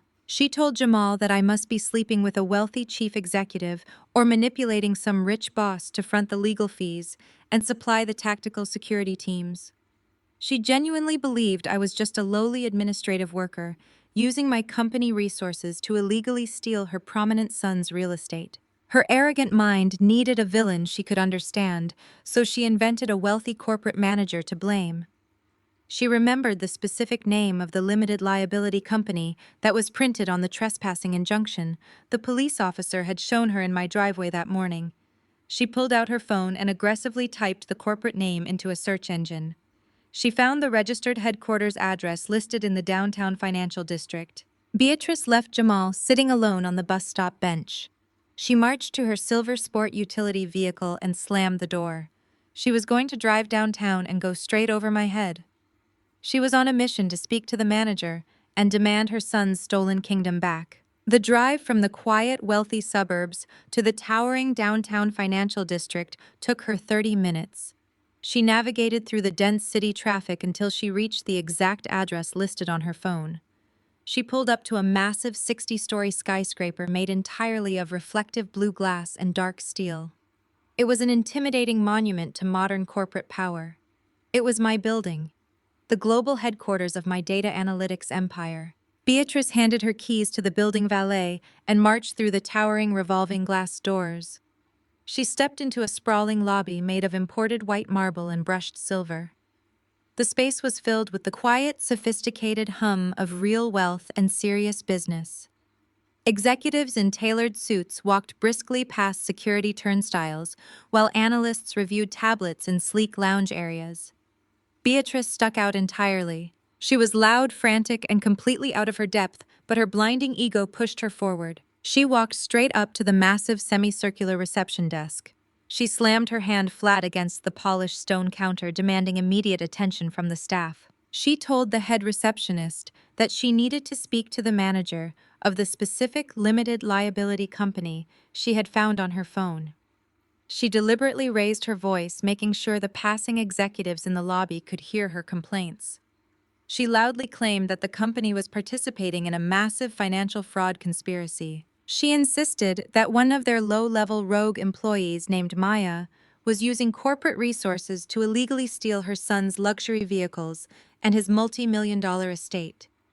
She demanded that the boss come down to the lobby immediately to rectify the situation before she called the federal authorities and had the entire building shut down. The head receptionist was a highly trained professional who regularly handled foreign dignitaries and billionaire investors. She did not flinch at Beatrice's loud church lady theatrics. She maintained a perfectly neutral expression and politely asked Beatrice to hold for just one moment. The receptionist typed the name of the holding company into her secure terminal. Her eyes widened just a fraction of a millimeter as she saw the absolute highest level administrative clearance code attached to that specific corporate entity. She understood immediately who she was dealing with. She picked up her secure telephone and pressed a single button that connected directly to the executive suite on the 60th floor. The receptionist spoke quietly into the receiver, informing my executive security detail that there was a hostile disturbance in the main lobby regarding the primary holding trust. She listened for a moment, nodded, and hung up the phone. She looked back at Beatrice with a calm, unwavering gaze. She told Beatrice that the chief executive officer of the company was personally coming down to the lobby to handle the matter right now. Beatrice felt a massive surge of arrogant triumph wash over her. She crossed her arms tightly over her pastel suit and tapped her expensive shoe on the marble floor. She genuinely believed she had just won the war. She pictured an older, wealthy man coming down from his office who would be absolutely horrified to learn what his rogue employee had been doing behind his back. She stood there preparing her best speech, ready to play the victimized mother of a successful banker. She was ready to demand my immediate termination and the return of every single asset. A soft, melodic chime echoed through the massive marble lobby. The digital indicator light above the private dedicated executive elevator illuminated. Beatrice turned her chin up and squared her shoulders, watching the polished steel doors begin to slide open. She was completely prepared to unleash her wrath. I stepped out of the elevator. I was not wearing the oversized, comfortable hoodies I usually wore around the house. I was wearing a flawlessly tailored dark charcoal executive power suit. My posture was absolute steel. Walking perfectly in step right behind me were two of my senior corporate vice presidents carrying heavy legal portfolios. I looked directly across the expansive lobby and locked eyes with my mother-in-law. Beatrice let her arms fall limp to her sides as her entire universe completely stopped spinning. The polished steel doors of the private executive elevator slid open with a soft chime. Beatrice was standing right in the middle of the sprawling marble lobby. Her arms were crossed tightly over her chest, and her chin was tilted upward in her signature pose of absolute arrogance. She had prepared a vicious speech for whoever stepped out of that elevator. She genuinely expected to see a wealthy older man in a suit, a corporate boss she could manipulate by playing the victimized mother. Instead, she saw me. I was not wearing the comfortable, oversized sweaters she was accustomed to seeing me in at home. I was wearing a flawlessly tailored dark charcoal executive power suit. My posture was absolute steel. Walking perfectly in step right behind me were two of my senior corporate vice presidents carrying heavy legal portfolios. Beatrice physically recoiled. Her arms fell limply to her sides and her jaw dropped open. The color completely drained from her face, leaving her looking pale and terrified. Her eyes darted wildly from my tailored suit to the corporate executives flanking me, and then back to my face. She tried to formulate a sentence, but her brain simply could not process the reality standing right in front of her. "You asked for the chief executive officer, Beatrice," I said. My voice was calm, cold, and carried with absolute precision across the quiet lobby. "Here I am." She stumbled backward a single step, her expensive shoes echoing sharply on the marble floor. "No," she whispered, shaking her head in denial. "This is a trick. You are a freelancer. You work from home on your little computer. You do not own this building. You cannot possibly be the person in charge here." I stepped out of the elevator and closed the distance between us. I did not raise my voice. I did not need to scream or cause a scene the way she had done in my driveway. True power does not need to shout. I looked down at her and delivered the truth with methodical clarity. I explained that the little computer hobby she constantly mocked was actually a highly advanced data analytics firm. I told her that my company secured massive federal contracts and optimized conversion strategies for the largest global brands in the world. I informed her that the towering 60-story glass skyscraper we were currently standing in served as the global headquarters for my corporate holding trust. Beatrice began to tremble. Her breathing became shallow and erratic as the massive scale of her catastrophic mistake finally began to crush her delusion. But I was not finished. I needed her to understand exactly what she had thrown away. "Every single dime you used to flaunt your status at church came directly from my algorithms," I said, maintaining unbroken eye contact. "That massive donation you made to the church building fund last year, the one that got your name engraved on a platinum plaque in the sanctuary, was funded entirely by my corporate servers." Your expensive pastel suits, your country club luncheons, and your perfectly manicured life were subsidized by the very woman you called classless. Beatrice raised a shaking hand to her mouth. Tears of sheer panic and humiliation began to well up in her eyes, but I felt absolutely no pity for her. I shifted my focus to the daughter-in-law she valued so much more than me. Let us talk about Chloe. I continued, my voice slicing through the quiet lobby. Chloe loved to brag to your church congregation about her lavish tropical vacations. She loved posting pictures of her designer handbags and acting like she came from a superior background. Malik does not have a real job, Beatrice. Every single luxury vacation Chloe took was paid for by the high-interest personal loans Jamal took out. And Jamal was only able to secure those loans because he was using my corporate estate as fraudulent collateral. The reality of her social destruction hit Beatrice like a physical blow. The white daughter-in-law she had worshipped and held up as the gold standard of their family had brought absolutely nothing to the table. Chloe and Malik were nothing but financial parasites feeding off the very empire I had built with my own two hands. And Beatrice had actively participated in driving the actual source of their entire wealth right out the front door. You told Jamal to throw me out, I reminded her. You chased me down the driveway screaming that I had no right to my husband's things. But Jamal never owned any of it. He was just a mid-level bank manager playing the role of a high roller on my stage.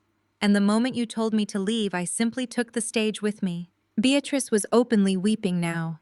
The heavy iron shield of her narcissistic pride was completely shattered, leaving a terrified elderly woman standing in a corporate lobby. The women from her church would inevitably find out the truth. Her country club access was gone forever. Her golden son was currently locked out of his own bank and facing a federal fraud investigation.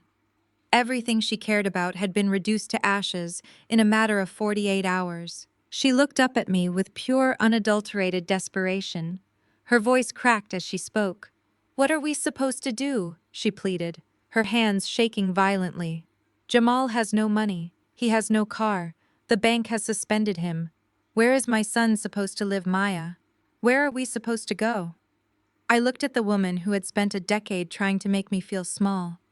I felt nothing but cold indifference. "That sounds like a problem for the man of the house," I replied casually, adjusting the cuff of my tailored suit.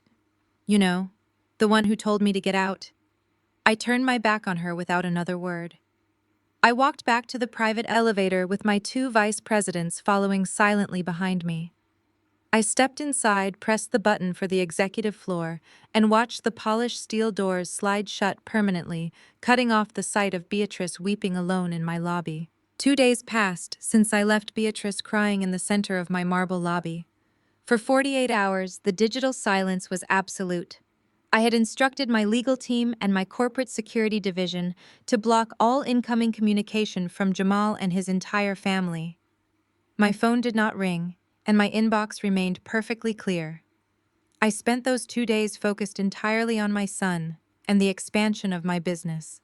Trey was thriving in the penthouse suite, completely insulated from the collapse of his father's fraudulent empire. I refused to let their chaos disrupt my peace for a single second longer. It was late Tuesday evening. I had stayed at the office to review the final details of a new federal data contract. Around 9 o'clock, I packed my briefcase and took the private executive elevator down to the secured underground parking garage beneath my corporate headquarters. The garage was a massive subterranean concrete structure, brightly lit and echoing with complete silence. My driver had already pulled my vehicle up to the designated premium bay near the elevators. As I walked across the polished concrete floor, a shadow detached itself from a thick support pillar near the exit ramp. A figure stumbled forward into the bright fluorescent light, blocking my path to the car. It was Jamal. The sight of him was actually jarring. This was not the arrogant mid-level bank manager who wore custom-tailored suits and flashed platinum credit cards at expensive steakhouses. The man standing in front of me looked completely destroyed. He was wearing wrinkled slacks and a dress shirt with heavy sweat stains around the collar. He had not shaved in days. His eyes were bloodshot, sunken, and rimmed with dark, heavy circles. He looked like a man who had not slept or eaten a full meal since his leased Mercedes was towed away. He had clearly spent days staking out the perimeter of my building, waiting for a chance to slip past the security gates just to find me. He called my name. His voice was hoarse and broken. He did not march up to me with his chest puffed out the way he had done in our grand foyer just a few days ago. His arrogant posture was entirely gone. As he reached the front of my vehicle, his legs seemed to give out. He collapsed, falling directly onto his knees on the cold, hard concrete of the parking garage. "Maya, please," he begged, looking up at me with tears streaming down his face. "You have to talk to me. You have to stop this." He began to weep. Real, ugly, desperate tears echoed through the empty garage. He pleaded for just 5 minutes to explain himself. He claimed his entire life was ruined. He told me the bank had placed him on unpaid leave, and federal investigators had already contacted him regarding the fraudulent loan applications. He said the private lenders were threatening him, and he had absolutely nowhere to go. He was completely out of options and out of money. Then he did exactly what weak men always do when they are finally backed into a corner and forced to face the consequences of their actions. He blamed the women around him. He pointed the finger squarely at his mother. He sobbed, claiming Beatrice manipulated him his entire life. He said I knew exactly how she got and how impossible she was to deal with when it came to family status. He insisted he was just trying to keep the peace in the house by making her happy. He told me he loved me, and that we could fix this entire misunderstanding if I just unlocked his checking accounts and called my corporate lawyers off. He promised he would cut his mother and Chloe out of his life forever, if that was what it took to get his house and his lifestyle back. I stood there looking down at the man I had once loved. I felt absolutely no pity for him. I saw right through his pathetic theatrical display. I was not crying because he missed his wife. He did not even ask how his 3-year-old son was doing. He was crying because he missed my money. He was grieving the loss of his unlimited bank account and his country club access. I did not yell or raise my voice. I spoke with the same cold, terrifying calm I had used with his mother in the lobby. "You did not want peace, Jamal," I said, keeping my posture perfectly straight. "You wanted to play a king on my dime while treating me like a peasant in my own home. You enjoyed the power trip.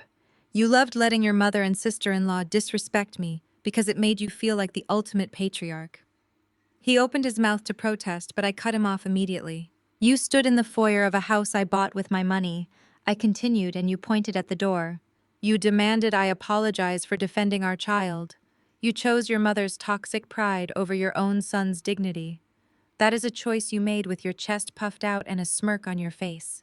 You cannot undo that choice just because you suddenly realized you are broke." Jamal reached out a shaking hand, trying to grab the hem of my tailored coat to beg for another chance. He sobbed, telling me I was destroying him over a simple mistake. I did not flinch. I did not step back. I simply reached into my pocket and pressed a silent panic button on my encrypted security fob. Before Jamal's fingers could even brush the fabric of my coat, 3 massive private security contractors stepped out from the shadows of the concrete pillars. They moved with absolute tactical precision, completely surrounding him on the garage floor. One of the guards placed a heavy hand on Jamal's shoulder, forcing him to stay kneeling on the ground. Jamal froze, his tear-stained face looking up at the armed men in absolute terror. The reality of his situation finally settled over him. He was not talking to his submissive wife anymore.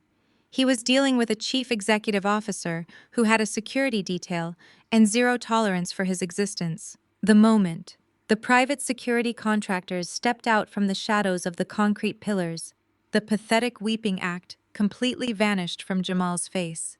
He realized instantly that his tears were not going to work.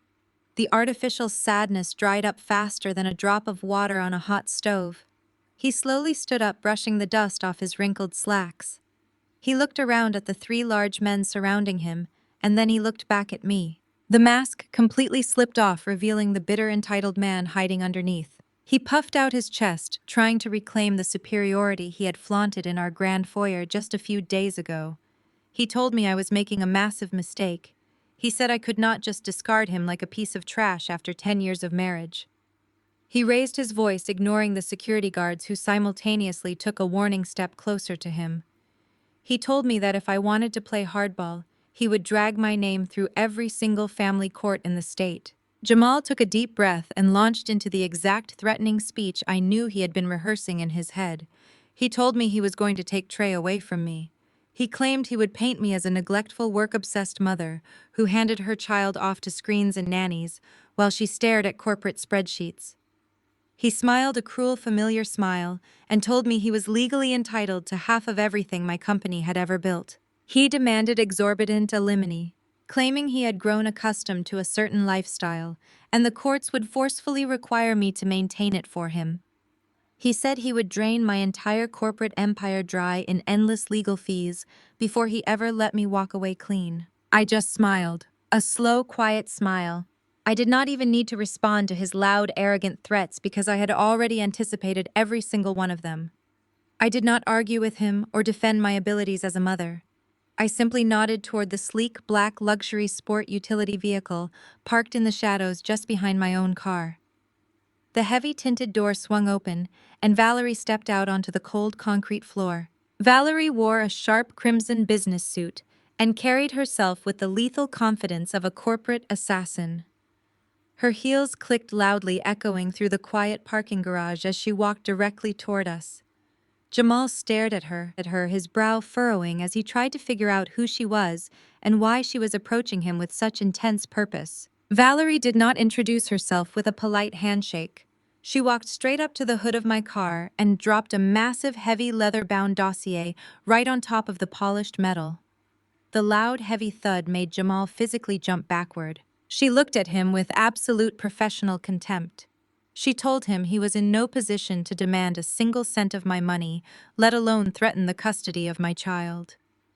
Valerie unclasped the thick leather folder and flipped it open. She did not just have the fraudulent loan documents he had signed using my corporate estate as collateral. She had dug much deeper into his financial history. Valerie methodically listed the contents of the dossier. She pulled out a stack of printed bank statements, revealing dozens of hidden offshore gambling applications. Jamal had not just been buying his mother's shiny church plaques and his brother's tropical vacations. He had been actively gambling away thousands of dollars in the middle of the night, desperately trying to manifest a massive windfall to maintain his fake billionaire lifestyle. Valerie pulled out secondary ledgers showing reckless financial endangerment, exposing exactly how he had funneled money through unverified shadow accounts, trying to hide his mounting losses from the bank where he worked. Jamal stood frozen, his mouth opening and closing without producing a single sound. The color drained from his face as Valerie laid out every single secret he thought he had successfully buried. Valerie explained that with this level of documented financial instability, hidden gambling addictions, and active federal wire fraud investigations, no family court judge in the country would ever grant him custody of a toddler. She told him he would be incredibly lucky to even get supervised visitation in a highly monitored state facility. She pointed to a specific document showing that his actions constituted extreme financial abuse and reckless endangerment of a minor's future stability. She made it crystal clear that he had absolutely zero leverage to negotiate. He had completely destroyed his own standing as a reliable father and a trustworthy spouse. He stared at the stacks of paper on the hood of the car, realizing that his entire counterattack had been neutralized before he even had the chance to launch it. The smugness was wiped clean from his face, replaced by sheer, unfiltered terror. He looked at me, his eyes begging for some kind of mercy, some kind of sign that I would call off the legal hounds and spare him from total public destruction. I stared back at him with absolute indifference. He had tried to use my son as a weapon against me, and in doing so, he had sealed his own fate. Valerie closed the heavy leather folder with a resounding snap that echoed through the underground garage. She rested her hands on top of the dossier and smiled sharply at my husband. "We are prepared for war," Valerie said, her voice ringing with absolute certainty. "Are you?" Jamal stared at the heavy leather dossier sitting on the hood of my car as if it were a live explosive device. The sharp, resounding echo of Valerie closing the folder seemed to drain the last remaining ounce of defiance from his body. He opened his mouth, but the loud, arrogant threats about taking my son and draining my bank accounts died completely in his throat. He looked at me desperately, hoping to find the submissive wife who had spent a decade smoothing over his financial mistakes and accommodating his fragile ego. He searched my face for any sign of hesitation or mercy. He found absolutely nothing but cold corporate resolve. Valerie did not give him a single second to gather his thoughts or formulate another pathetic excuse. She tapped her manicured fingernail against the dark leather cover of the dossier. She told Jamal they were going to make this incredibly simple. She outlined option A with the brutal efficiency of a woman who destroyed arrogant men for a living. She explained that if he decided to drag me into family court and fight this divorce, she would immediately take that exact folder and hand-deliver it to the federal investigators currently looking into his flagged bank accounts. She broke down the precise legal definition of his actions, making sure he understood exactly how much danger he was in. She explained that signing a security agreement for a $300,000 personal loan using a corporate estate he did not own constituted textbook mortgage fraud. She added that because the fraudulent funds were transferred across state lines using a digital banking network, it automatically triggered severe federal wire fraud charges. Valerie painted a vivid, chilling picture of his immediate future. She told him that federal prosecutors boast a 98% conviction rate, and that men who commit aggressive financial fraud do not get sent to luxury rehabilitation centers. They go to federal prison. She asked him in a mockingly sweet tone how his tailored custom suits and his desperate need for constant social validation would hold up in a maximum security facility. Jamal physically staggered backward, leaning heavily against a concrete support pillar. The sweat on his forehead was visible in the harsh fluorescent lighting of the underground parking garage. He stammered, trying to say he never intended to commit a crime, and that his mother Beatrice had heavily pressured him into securing the funds to maintain their family image.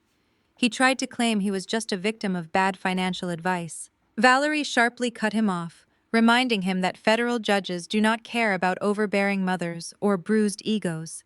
They care about fraudulent signatures on binding legal documents. She tapped the dossier again and told him his signature was perfectly legible on every single page of the illegal loan agreement. Valerie then offered option B. She called it his one and only viable lifeline.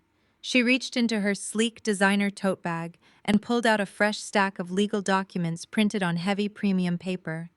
She laid them out flat on the hood of my car, right next to the evidence of his crimes. She explained the terms of his surrender with absolute uncompromising precision. He would sign a completely uncontested divorce decree right there in the parking garage. He would permanently waive his right to request a single cent of alimony, spousal support, or property division. He would formally acknowledge that he had absolutely no legal claim to any of my corporate assets, my business revenue, or the properties held within my limited liability companies. Most importantly, Valerie detailed the non-negotiable custody arrangement regarding Trey. Jamal would surrender full legal and physical custody to me immediately. He would be granted strictly supervised visitation rights, restricted to 2 hours a month, at a secure state monitoring facility, and he would be required to pay the facility supervision fees entirely out of his own pocket. If he attempted to violate any of these terms, or if he ever tried to contact me outside of the approved legal channels, the federal fraud dossier would be instantly submitted to the authorities without warning. Valerie finished laying out the paperwork and pulled a heavy silver fountain pen from the inside pocket of her crimson jacket. She looked at Jamal and told him that under option B he gets to walk away tonight. He gets to keep his freedom and avoid a federal indictment. But he walks away with absolutely nothing but the wrinkled clothes currently on his back and the massive high-interest debts he had foolishly accumulated. The luxury cars, the endless bank accounts, and the Golden Sun facade were gone forever. Jamal looked at the silver pen and then looked back at me. He was hyperventilating, his chest heaving as the reality of his total and complete defeat finally crushed him. "Maya, please," he whispered, his voice cracking with genuine terror. "You cannot do this to me. I am the father of your child. We built a life together. You are leaving me with absolutely nothing. I will be ruined." I stepped forward, closing the distance between us. I kept my voice perfectly level, refusing to give him even a fraction of the emotional reaction he was desperately seeking. I told him he ruined himself the exact moment he decided my hard-earned money was his personal playground. I reminded him that he was perfectly fine leaving me with nothing when he stood in my foyer and ordered me out of my own house, just to appease his toxic mother and his disrespectful sister-in-law. I told him he tried to use my innocent son as a bargaining chip to extort my wealth, and that was a line he could never uncross. Jamal looked at the three armed security guards standing silently in a tactical semicircle around him. He looked at Valerie, who was holding the silver pen out toward him with a look of absolute boredom. And finally, he looked at the thick leather dossier containing the undeniable proof of his federal crimes. The complete absence of leverage finally settled over him like a heavy iron shroud. He was entirely trapped in a cage of his own making, and there was no mother to bail him out and no stolen credit card to swipe. He reached out with a violently shaking hand. He took the silver pen from Valerie, his fingers trembling so badly he could barely grip the metal barrel. He looked down at the stark white legal papers spread across the hood of my car, his spirit completely broken, and asked where he was supposed to sign. Valerie pointed a perfectly manicured finger at the first yellow sticky tab, marking the heavy legal paper. "Sign here to waive your right to any and all spousal support," she instructed, her voice echoing sharply in the quiet subterranean parking garage. Jamal swallowed hard, his chest heaving nervously under his wrinkled dress shirt. He lowered the silver fountain pen and scratched his name onto the line. "Next page," Valerie said, flipping the document over. "Sign here to formally acknowledge your fraudulent, unauthorized use of corporate assets as personal collateral." Jamal hesitated for a fraction of a second. He looked up at Valerie and then over to me. His face was slick with cold sweat. The bright fluorescent lights overhead cast harsh shadows across his sunken eyes. He signed the paper. "Sign here to surrender all physical and legal custody of your son," Valerie commanded, tapping the paper twice. This was the moment I watched him closely. I wanted to see if there was any actual fight left in him. I wanted to see if the love for his child would override his fear of a federal prison sentence. A real father would have thrown the pen across the garage. A real father would have demanded his day in court and faced the music for his financial crimes, just to fight for his right to see his boy. But Jamal was not a real father. I was a coward who had spent his entire adult life hiding behind my bank accounts and his mother's loud, obnoxious mouth. He stared at the custody waiver, his hand shaking violently. A single drop of sweat fell from his forehead and landed on the pristine white paper right next to the signature line.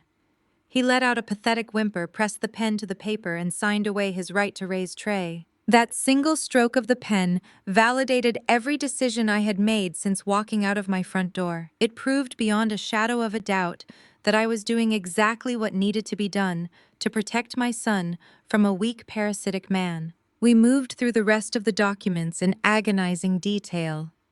He signed away his claim to my corporate holdings.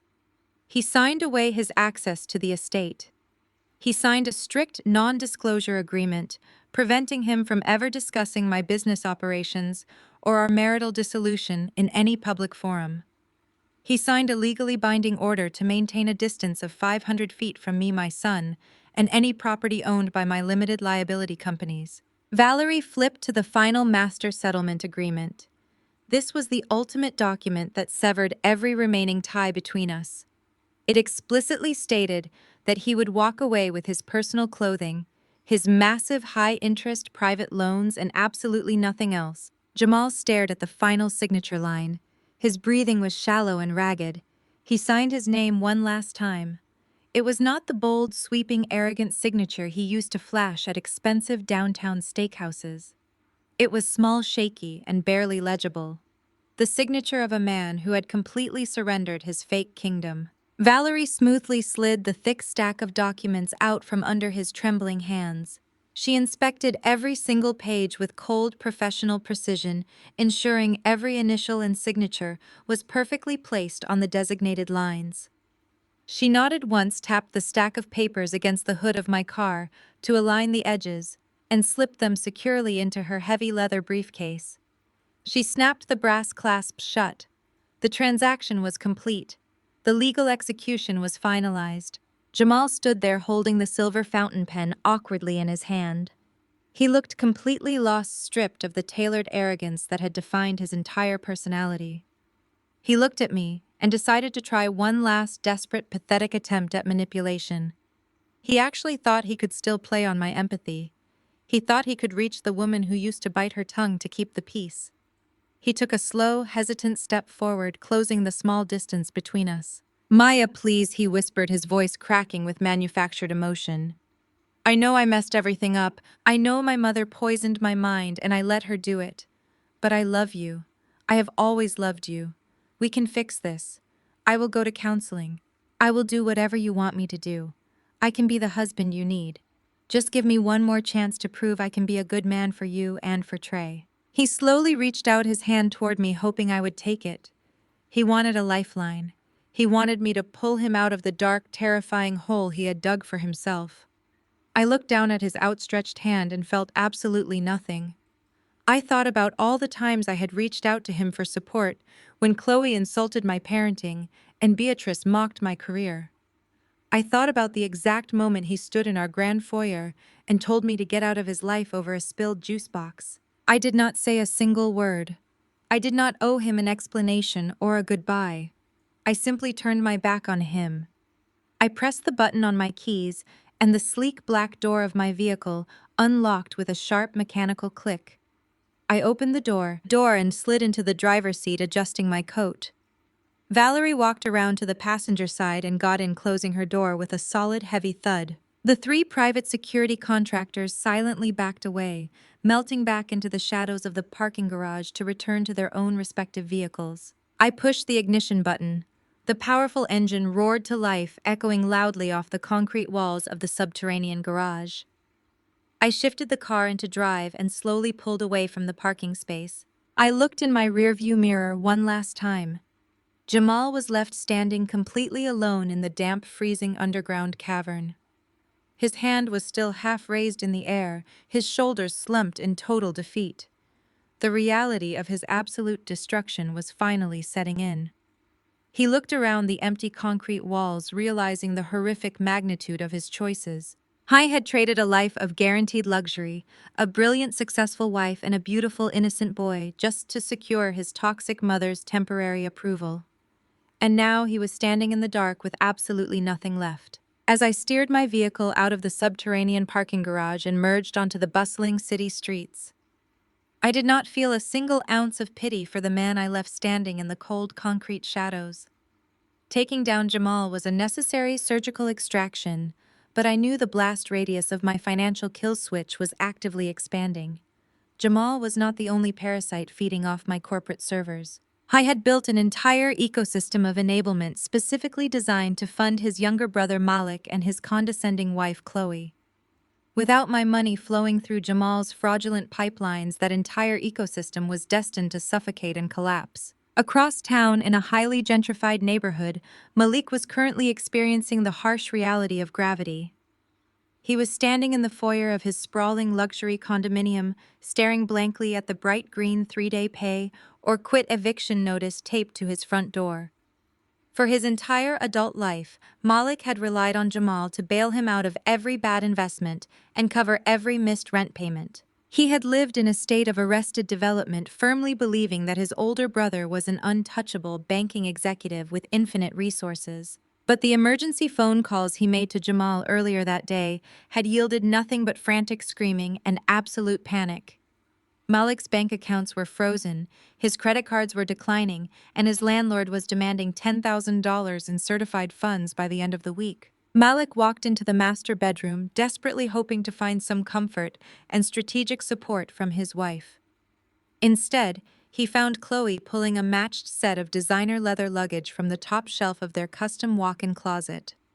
Those were the exact same luxury bags Jamal had purchased for her last Christmas, using a high-interest personal loan secured by my corporate estate. Chloe was not packing to help them move to a more affordable apartment to weather the storm. She was frantically throwing her expensive silk dresses and imported shoes into the suitcases with absolute ruthless efficiency. Malik stood in the doorway, completely bewildered.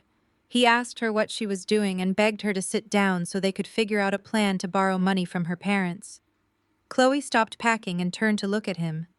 The sweet, refined church lady persona she wore so perfectly at Beatrice's Sunday brunches completely melted away.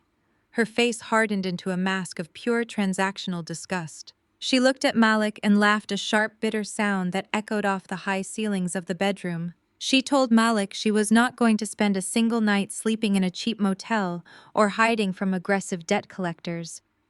She explicitly stated that she only married him because Jamal threw so much cash around that she assumed Malik had access to the exact same generational wealth.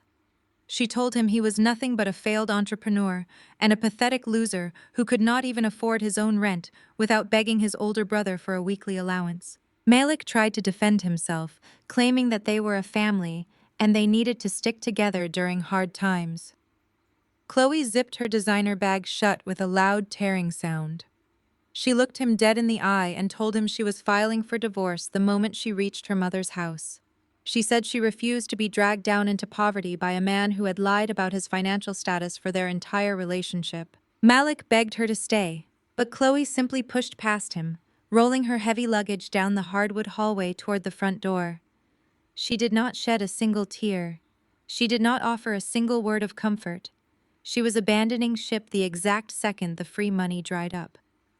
Just as Chloe pulled the front door open, Beatrice was standing on the welcome mat, raising her hand to knock. Beatrice had driven straight to Malik's condominium after being escorted out of the country club and humiliated in my corporate lobby. She was completely drained, stripped of her social standing, and desperately looking for a sanctuary. She wanted to regroup with her golden daughter-in-law and figure out how to survive the impending scandal. She expected to walk in and find Chloe praying for the family, offering the refined grace Beatrice always praised her for. Beatrice looked at the massive suitcases and then looked at Chloe's cold, angry face. Beatrice reached out her arms, putting on her best maternal voice, pleading with Chloe to stay inside so they could handle this crisis together as a united front. Chloe looked at her mother-in-law with absolute, unfiltered contempt. She did not offer a polite greeting or a respectful nod. She told Beatrice to get out of her way and called their entire family a pathetic broke joke. She sneered at Beatrice, telling her that all her country club bragging was nothing but a pathetic illusion and that she was a fool for letting Jamal bankrupt them all. Chloe shoved her heavy leather bag right past Beatrice, clipping her shoulder and dragging the luggage I had unknowingly paid for down the hallway to a waiting rideshare vehicle. Beatrice was left standing perfectly still in the open doorway of the luxury condo. She watched the white woman she had placed on a towering pedestal walk away without a single ounce of hesitation or loyalty. Malik was sitting on the floor of the foyer, holding his head in his hands, weeping like a lost child. The absolute horror finally washed over Beatrice's face as the crushing truth settled deep into her bones. The daughter-in-law she had worshipped, the woman she had held up to her church friends as the ultimate standard of class, and Grace was nothing but a ruthless parasite who evaporated the second the bank accounts hit zero. And the black daughter-in-law she had treated like absolute trash, the woman she had actively tried to kick out into the street, was the actual goldmine she had foolishly permanently driven away. The Sunday following the collapse of their fake empire was supposed to be Beatrice's sanctuary. For decades, her megachurch in the affluent suburbs was her personal runway. She would strut down the carpeted aisles in her wide-brimmed hats and expensive pastel suits, demanding respect and admiration from the congregation. She derived her entire sense of self-worth from the envious whispers of the other women in the hospitality committee. But when she walked through the heavy wooden doors of the sanctuary that specific Sunday morning, the whispers she heard were not born of envy. They were born of absolute scandal. Word travels faster than light in tightly knit church communities. The women had already heard about the humiliating scene at the country club. They knew about the police being called to my driveway. They knew her golden son Jamal had been escorted out of his corporate bank branch by federal investigators. When Beatrice tried to take her usual seat in the premium center pews, the women sitting there suddenly found reasons to look away. The head of the hospitality committee, who used to eagerly accept Beatrice's massive fraudulent donation checks, offered a tight, incredibly forced smile before turning her back completely. Beatrice sat through the 2-hour service, isolated in a crowded room. She realized the painful truth that her social standing was entirely transactional. Without my money to buy their respect, her church friends had no use for her. But social rejection was only the very beginning of her nightmare. The financial predators Jamal had foolishly invited into their lives were actively closing in. The high-interest private lenders Jamal used to fund Malik's vacations and Beatrice's luxury lifestyle did not care about federal investigations or frozen bank accounts. They only cared about liquid capital and they wanted it immediately. Because Jamal and Malik had both been formally evicted from their respective luxury properties, they had absolutely nowhere else to run. They were forced to pack their remaining clothes in cheap trash bags and move back into Beatrice's suburban home. Two grown men stripped of their fake wealth, hiding behind their mother's curtains. The private lenders did not bother sending polite collection letters in the mail. They sent aggressive recovery agents directly to Beatrice's front door. These were men who banged heavily on the glass windows and shouted threats from the driveway demanding the hundreds of thousands of dollars Jamal had borrowed. They made it explicitly clear that if the debt was not settled in full by the end of the week, they would initiate aggressive civil litigation that would completely drag the entire family through a public spectacle and potentially trigger further criminal inquiries for everyone involved. Beatrice was cornered. She watched her two precious sons pacing the living room, pointing fingers and blaming each other for their total ruin. Jamal yelled at Malik for being a pathetic leech who never earned a real paycheck. Malik screamed right back at Jamal for being a fake executive who lost a brilliant billionaire wife just to please their overbearing mother. The house was a war zone of bitter resentments. To keep her sons out of jail and to stop the aggressive debt collectors from tearing her life apart completely, Beatrice had to make the ultimate sacrifice. She had to surrender the only tangible asset of value she possessed. She called a rapid cash for Home's real estate company. She was forced to sell her beloved four-bedroom suburban home at a massive, desperate discount. She watched strangers walk through her immaculate living room, assessing the value of her pristine hardwood floors and custom drapery. She signed the closing documents with a shaking hand, watching the bulk of the equity instantly vanish to pay off Jamal's predatory lenders. The house she had proudly bragged about for 20 years, the ultimate symbol of her matriarchal pride, was gone in a matter of days. The transition from suburban luxury to absolute poverty was swift and brutal. With the remaining scraps of cash from the house sale, Beatrice was forced to sign a lease on a tiny, cramped two-bedroom apartment on the industrial side of the city. The apartment had thin walls, peeling linoleum floors, and a persistent smell of damp mildew. There were no more grand foyers or private parking garages. Beatrice had to share a single tiny bathroom with her two broke, depressed adult sons. The men who used to wear tailored suits and drive leased luxury cars now spent their days sitting on a cheap, faded sofa, staring blankly at the television. They had no jobs, no credit, and absolutely no prospects. The suffocating tension in that small apartment was a prison they had custom-built for themselves. One evening, while unpacking the last of her cardboard boxes in her cramped, dimly lit bedroom, Beatrice reached into a small container of personal items. Her hand brushed against a silver picture frame. She pulled it out and wiped the dust from the glass. It was a photograph of my son Trey, smiling brightly in his Sunday clothes. Beatrice stared at the picture of her grandson, and the absolute finality of her situation crashed down on her shoulders. Under the strict terms of the custody agreement Valerie had engineered, Jamal was only permitted heavily restricted supervised visitation at a state facility. He could not afford the facility fees, so he had forfeited his right to see his child. Beatrice had no legal standing whatsoever to request visitation. She traced her finger over the glass, looking at the beautiful little boy she had allowed Chloe to insult over a spilled juice box. She realized with crushing, devastating clarity that she would likely never see her grandson again. She would not see him start school. She would not see him graduate. She would not be invited to his birthdays or his holidays. For 10 years, she had weaponized social isolation against me. She had actively tried to make me feel like a worthless outsider in my own family, holding my son's affection hostage to maintain her control. And now, sitting alone in a dark, cramped apartment, listening to her ruined sons, arguing through the thin drywall, She realized that the absolute social isolation she had designed for me was now her own permanent, inescapable reality. 6 months is both a lifetime and a brief, quiet blink of an eye when you are entirely focused on rebuilding an empire. I stood on the sprawling Brazilian hardwood deck of my brand new ultra-modern estate. The architecture was completely different from the heavy traditional colonial house I had left behind. That old house was nothing but a theatrical stage built for my husband to perform his fake wealth. This new property was a genuine sanctuary. It was constructed of sleek, reinforced glass, warm, natural wood, and polished steel. The entire layout was flooded with brilliant natural sunlight. There were no dark, heavy corners for secrets to hide in, and absolutely no memories of toxic family dinners to haunt the open-concept dining room. Every single square inch of this magnificent property was legally registered to a trust solely in my name. I bought it entirely in cash. I leaned against the smooth glass railing of the patio and watched my son Trey running happily across the massive, perfectly manicured backyard. I was chasing a yellow butterfly, his joyful laughter echoing through the warm afternoon air. He had grown so much in the last half-year.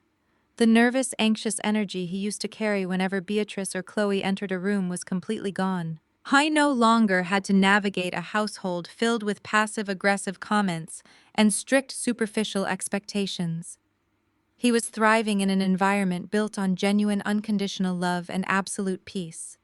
Looking at his bright, smiling face, I knew that flipping the digital kill switch on my fraudulent marriage was the greatest act of maternal protection I could have ever executed. My professional life had experienced an identical massive rebirth. For a decade, I had deliberately minimized my presence in the corporate world. I had hidden my massive success behind closed doors, just to ensure Jamal never felt emasculated by his highly capable wife. I stopped doing that the exact moment he signed those divorce papers in the underground parking garage. Over the past 6 months, my data analytics firm had officially doubled its gross annual revenue.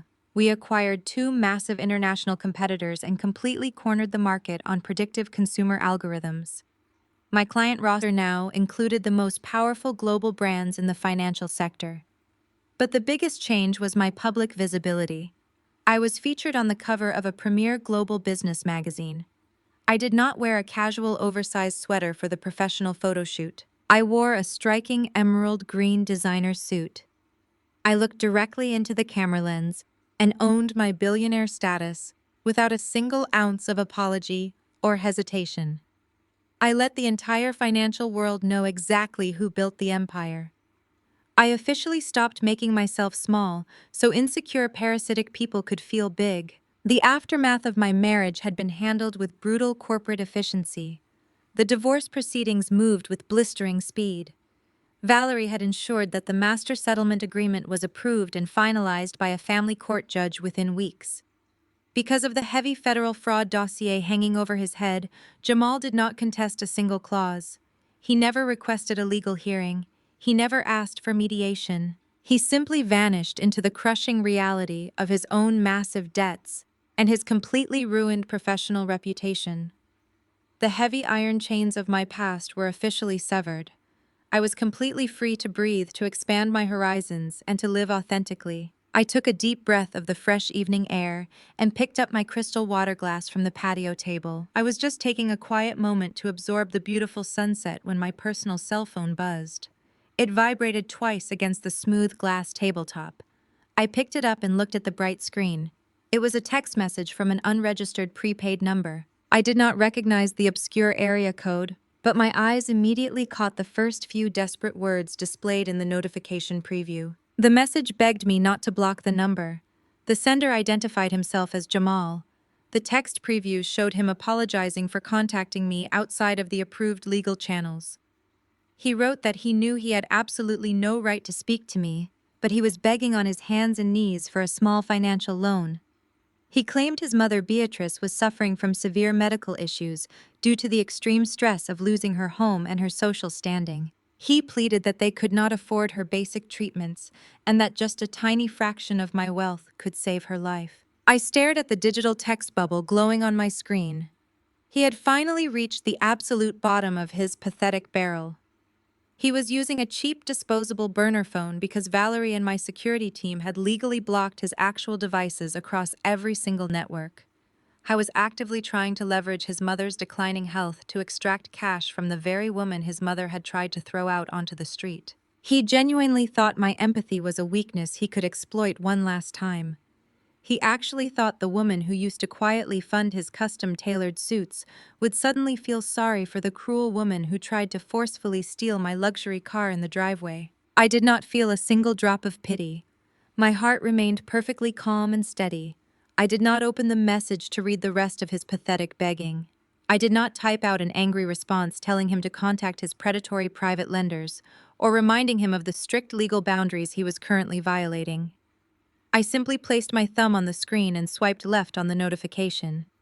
I tapped the red delete button, permanently erasing his desperate plea from my device. Then I opened my security settings and permanently blocked the unregistered number, ensuring he could never reach through the digital void to disturb my peace again.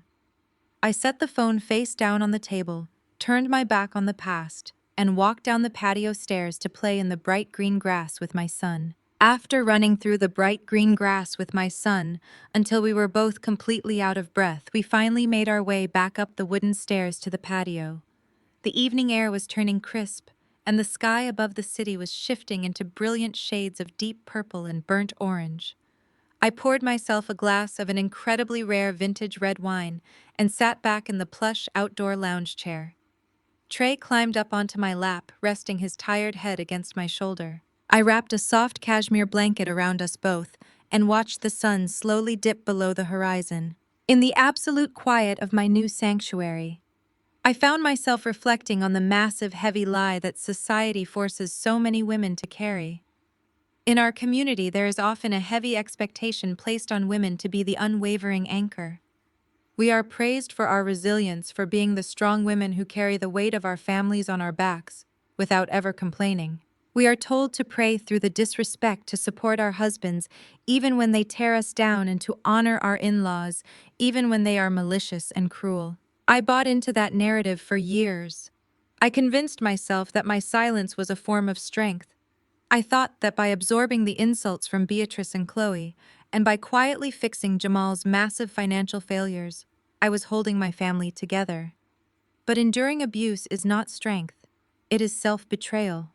When a man is insecure, we are conditioned to make ourselves smaller so he can feel taller. We are handed this heavy, suffocating burden and expected to carry it with a polite smile. I carried that burden for 10 years. I hid my brilliance. I hid my financial success behind blind trusts and comfortable oversized sweaters. I let a weak, arrogant man play the role of a wealthy king using the empire I built with my own two hands. I sat quietly at Sunday dinners while his mother and his sister-in-law insulted my parenting and mocked my background. I swallowed my pride over and over again because I thought I was protecting my son from the pain of a broken home. I thought providing him with a two-parent household was worth sacrificing my own fundamental dignity. But trauma is not peace. A house built on a foundation of lies and suppressed resentment is just a beautifully decorated prison. I looked down at Trey, who was fighting to keep his heavy eyelids open. His breathing was growing slow and steady against my collarbone. I realized that if I had stayed in that house, I would have taught him the most dangerous lesson of all. I would have taught him that it is perfectly acceptable for a man to disrespect his wife to appease his mother. I would have modeled a life of submission and financial abuse. I would have shown him that a woman's worth is entirely dependent on her obedience to a toxic patriarchal structure. Walking away from Jamal was not a tragedy. It was the absolute rescue of my son's future. I broke a generational curse the exact moment I refused to apologize for defending my child. People often assume that my ultimate victory was the money. They think the asset freezes, the corporate lockouts, and the federal fraud investigations were the source of my power. But they are entirely wrong. The money was simply a mechanical tool. The corporate structures and the ruthless legal teams were just logistical assets. My true power was not in the heavy black centurion card hidden in my purse. My true power was born in the grand foyer of that old estate when I looked at a man threatening to throw me out onto the street, and I simply agreed to leave. The courage to walk away from a table where respect is no longer being served is the most valuable asset you will ever possess. When you know your own worth, you do not need to scream or beg or negotiate for basic human decency. You do not need to convince anyone of your value. You simply gather your peace and exit the room. I spent a decade shrinking my empire to fit inside the narrow, fragile confines of Jamal's ego. I will never make that mistake again. I will never dim my light to make an insecure person feel comfortable in the shadows. I am a highly successful, intelligent, and capable African American woman who built a billion-dollar data analytics firm from the ground up. I earned every single ounce of my luxury. I earned my peace, and I certainly earned the right to sit on this beautiful patio without carrying the dead weight of parasites who despise me. For anyone watching this who is currently shrinking themselves to keep a toxic relationship afloat, I need you to hear this truth. Your endurance is not a badge of honor if it requires the destruction of your own soul. You do not owe your loyalty to people who actively disrespect you. You are allowed to pack your bags. You are allowed to secure your finances. You are allowed to demand better for yourself and for your children. Do not be afraid to burn down a toxic house if it means you finally get to breathe the fresh air outside. The evening sky finally faded into a blanket of dark velvet studded with bright silver stars. The patio lighting clicked on automatically, casting a warm, safe glow across the Brazilian hardwood deck. Trey let out a soft, contented sigh and finally drifted into a deep, peaceful sleep against my shoulder. I held my beautiful boy close to my heart, feeling the steady rhythm of his chest. He was safe. He was unconditionally loved. And he would grow up knowing exactly what strength and self-respect looked like. I took one final sip of my expensive wine and smiled into the quiet night. They told me to get out of their lives, so I did. And taking my empire with me was the sweetest revenge of all. I used to think the ultimate betrayal in a marriage was infidelity. I was wrong. The ultimate betrayal is watching the man you love stand in the grand foyer of a multi-million-dollar estate that you secretly paid for and order you to get out of his life just to appease his toxic mother. He pointed his perfectly manicured finger at the heavy oak doors and told me to pack my bags if I refused to apologize to his family. I did not cry. I did not beg. I simply said, "Fine, I will go." I picked up my 3-year-old son, walked out the door, and slid into the driver's seat of my Porsche Panamera. As I put the engine in reverse, my mother-in-law chased me down the pristine concrete driveway, slamming her hands on the hood and screaming at the top of her lungs for me to leave the car because I had no right to her son's things. What she did not know, and what my husband was about to find out the hard way, was that he did not own the car. He did not own the sprawling house she was standing in front of.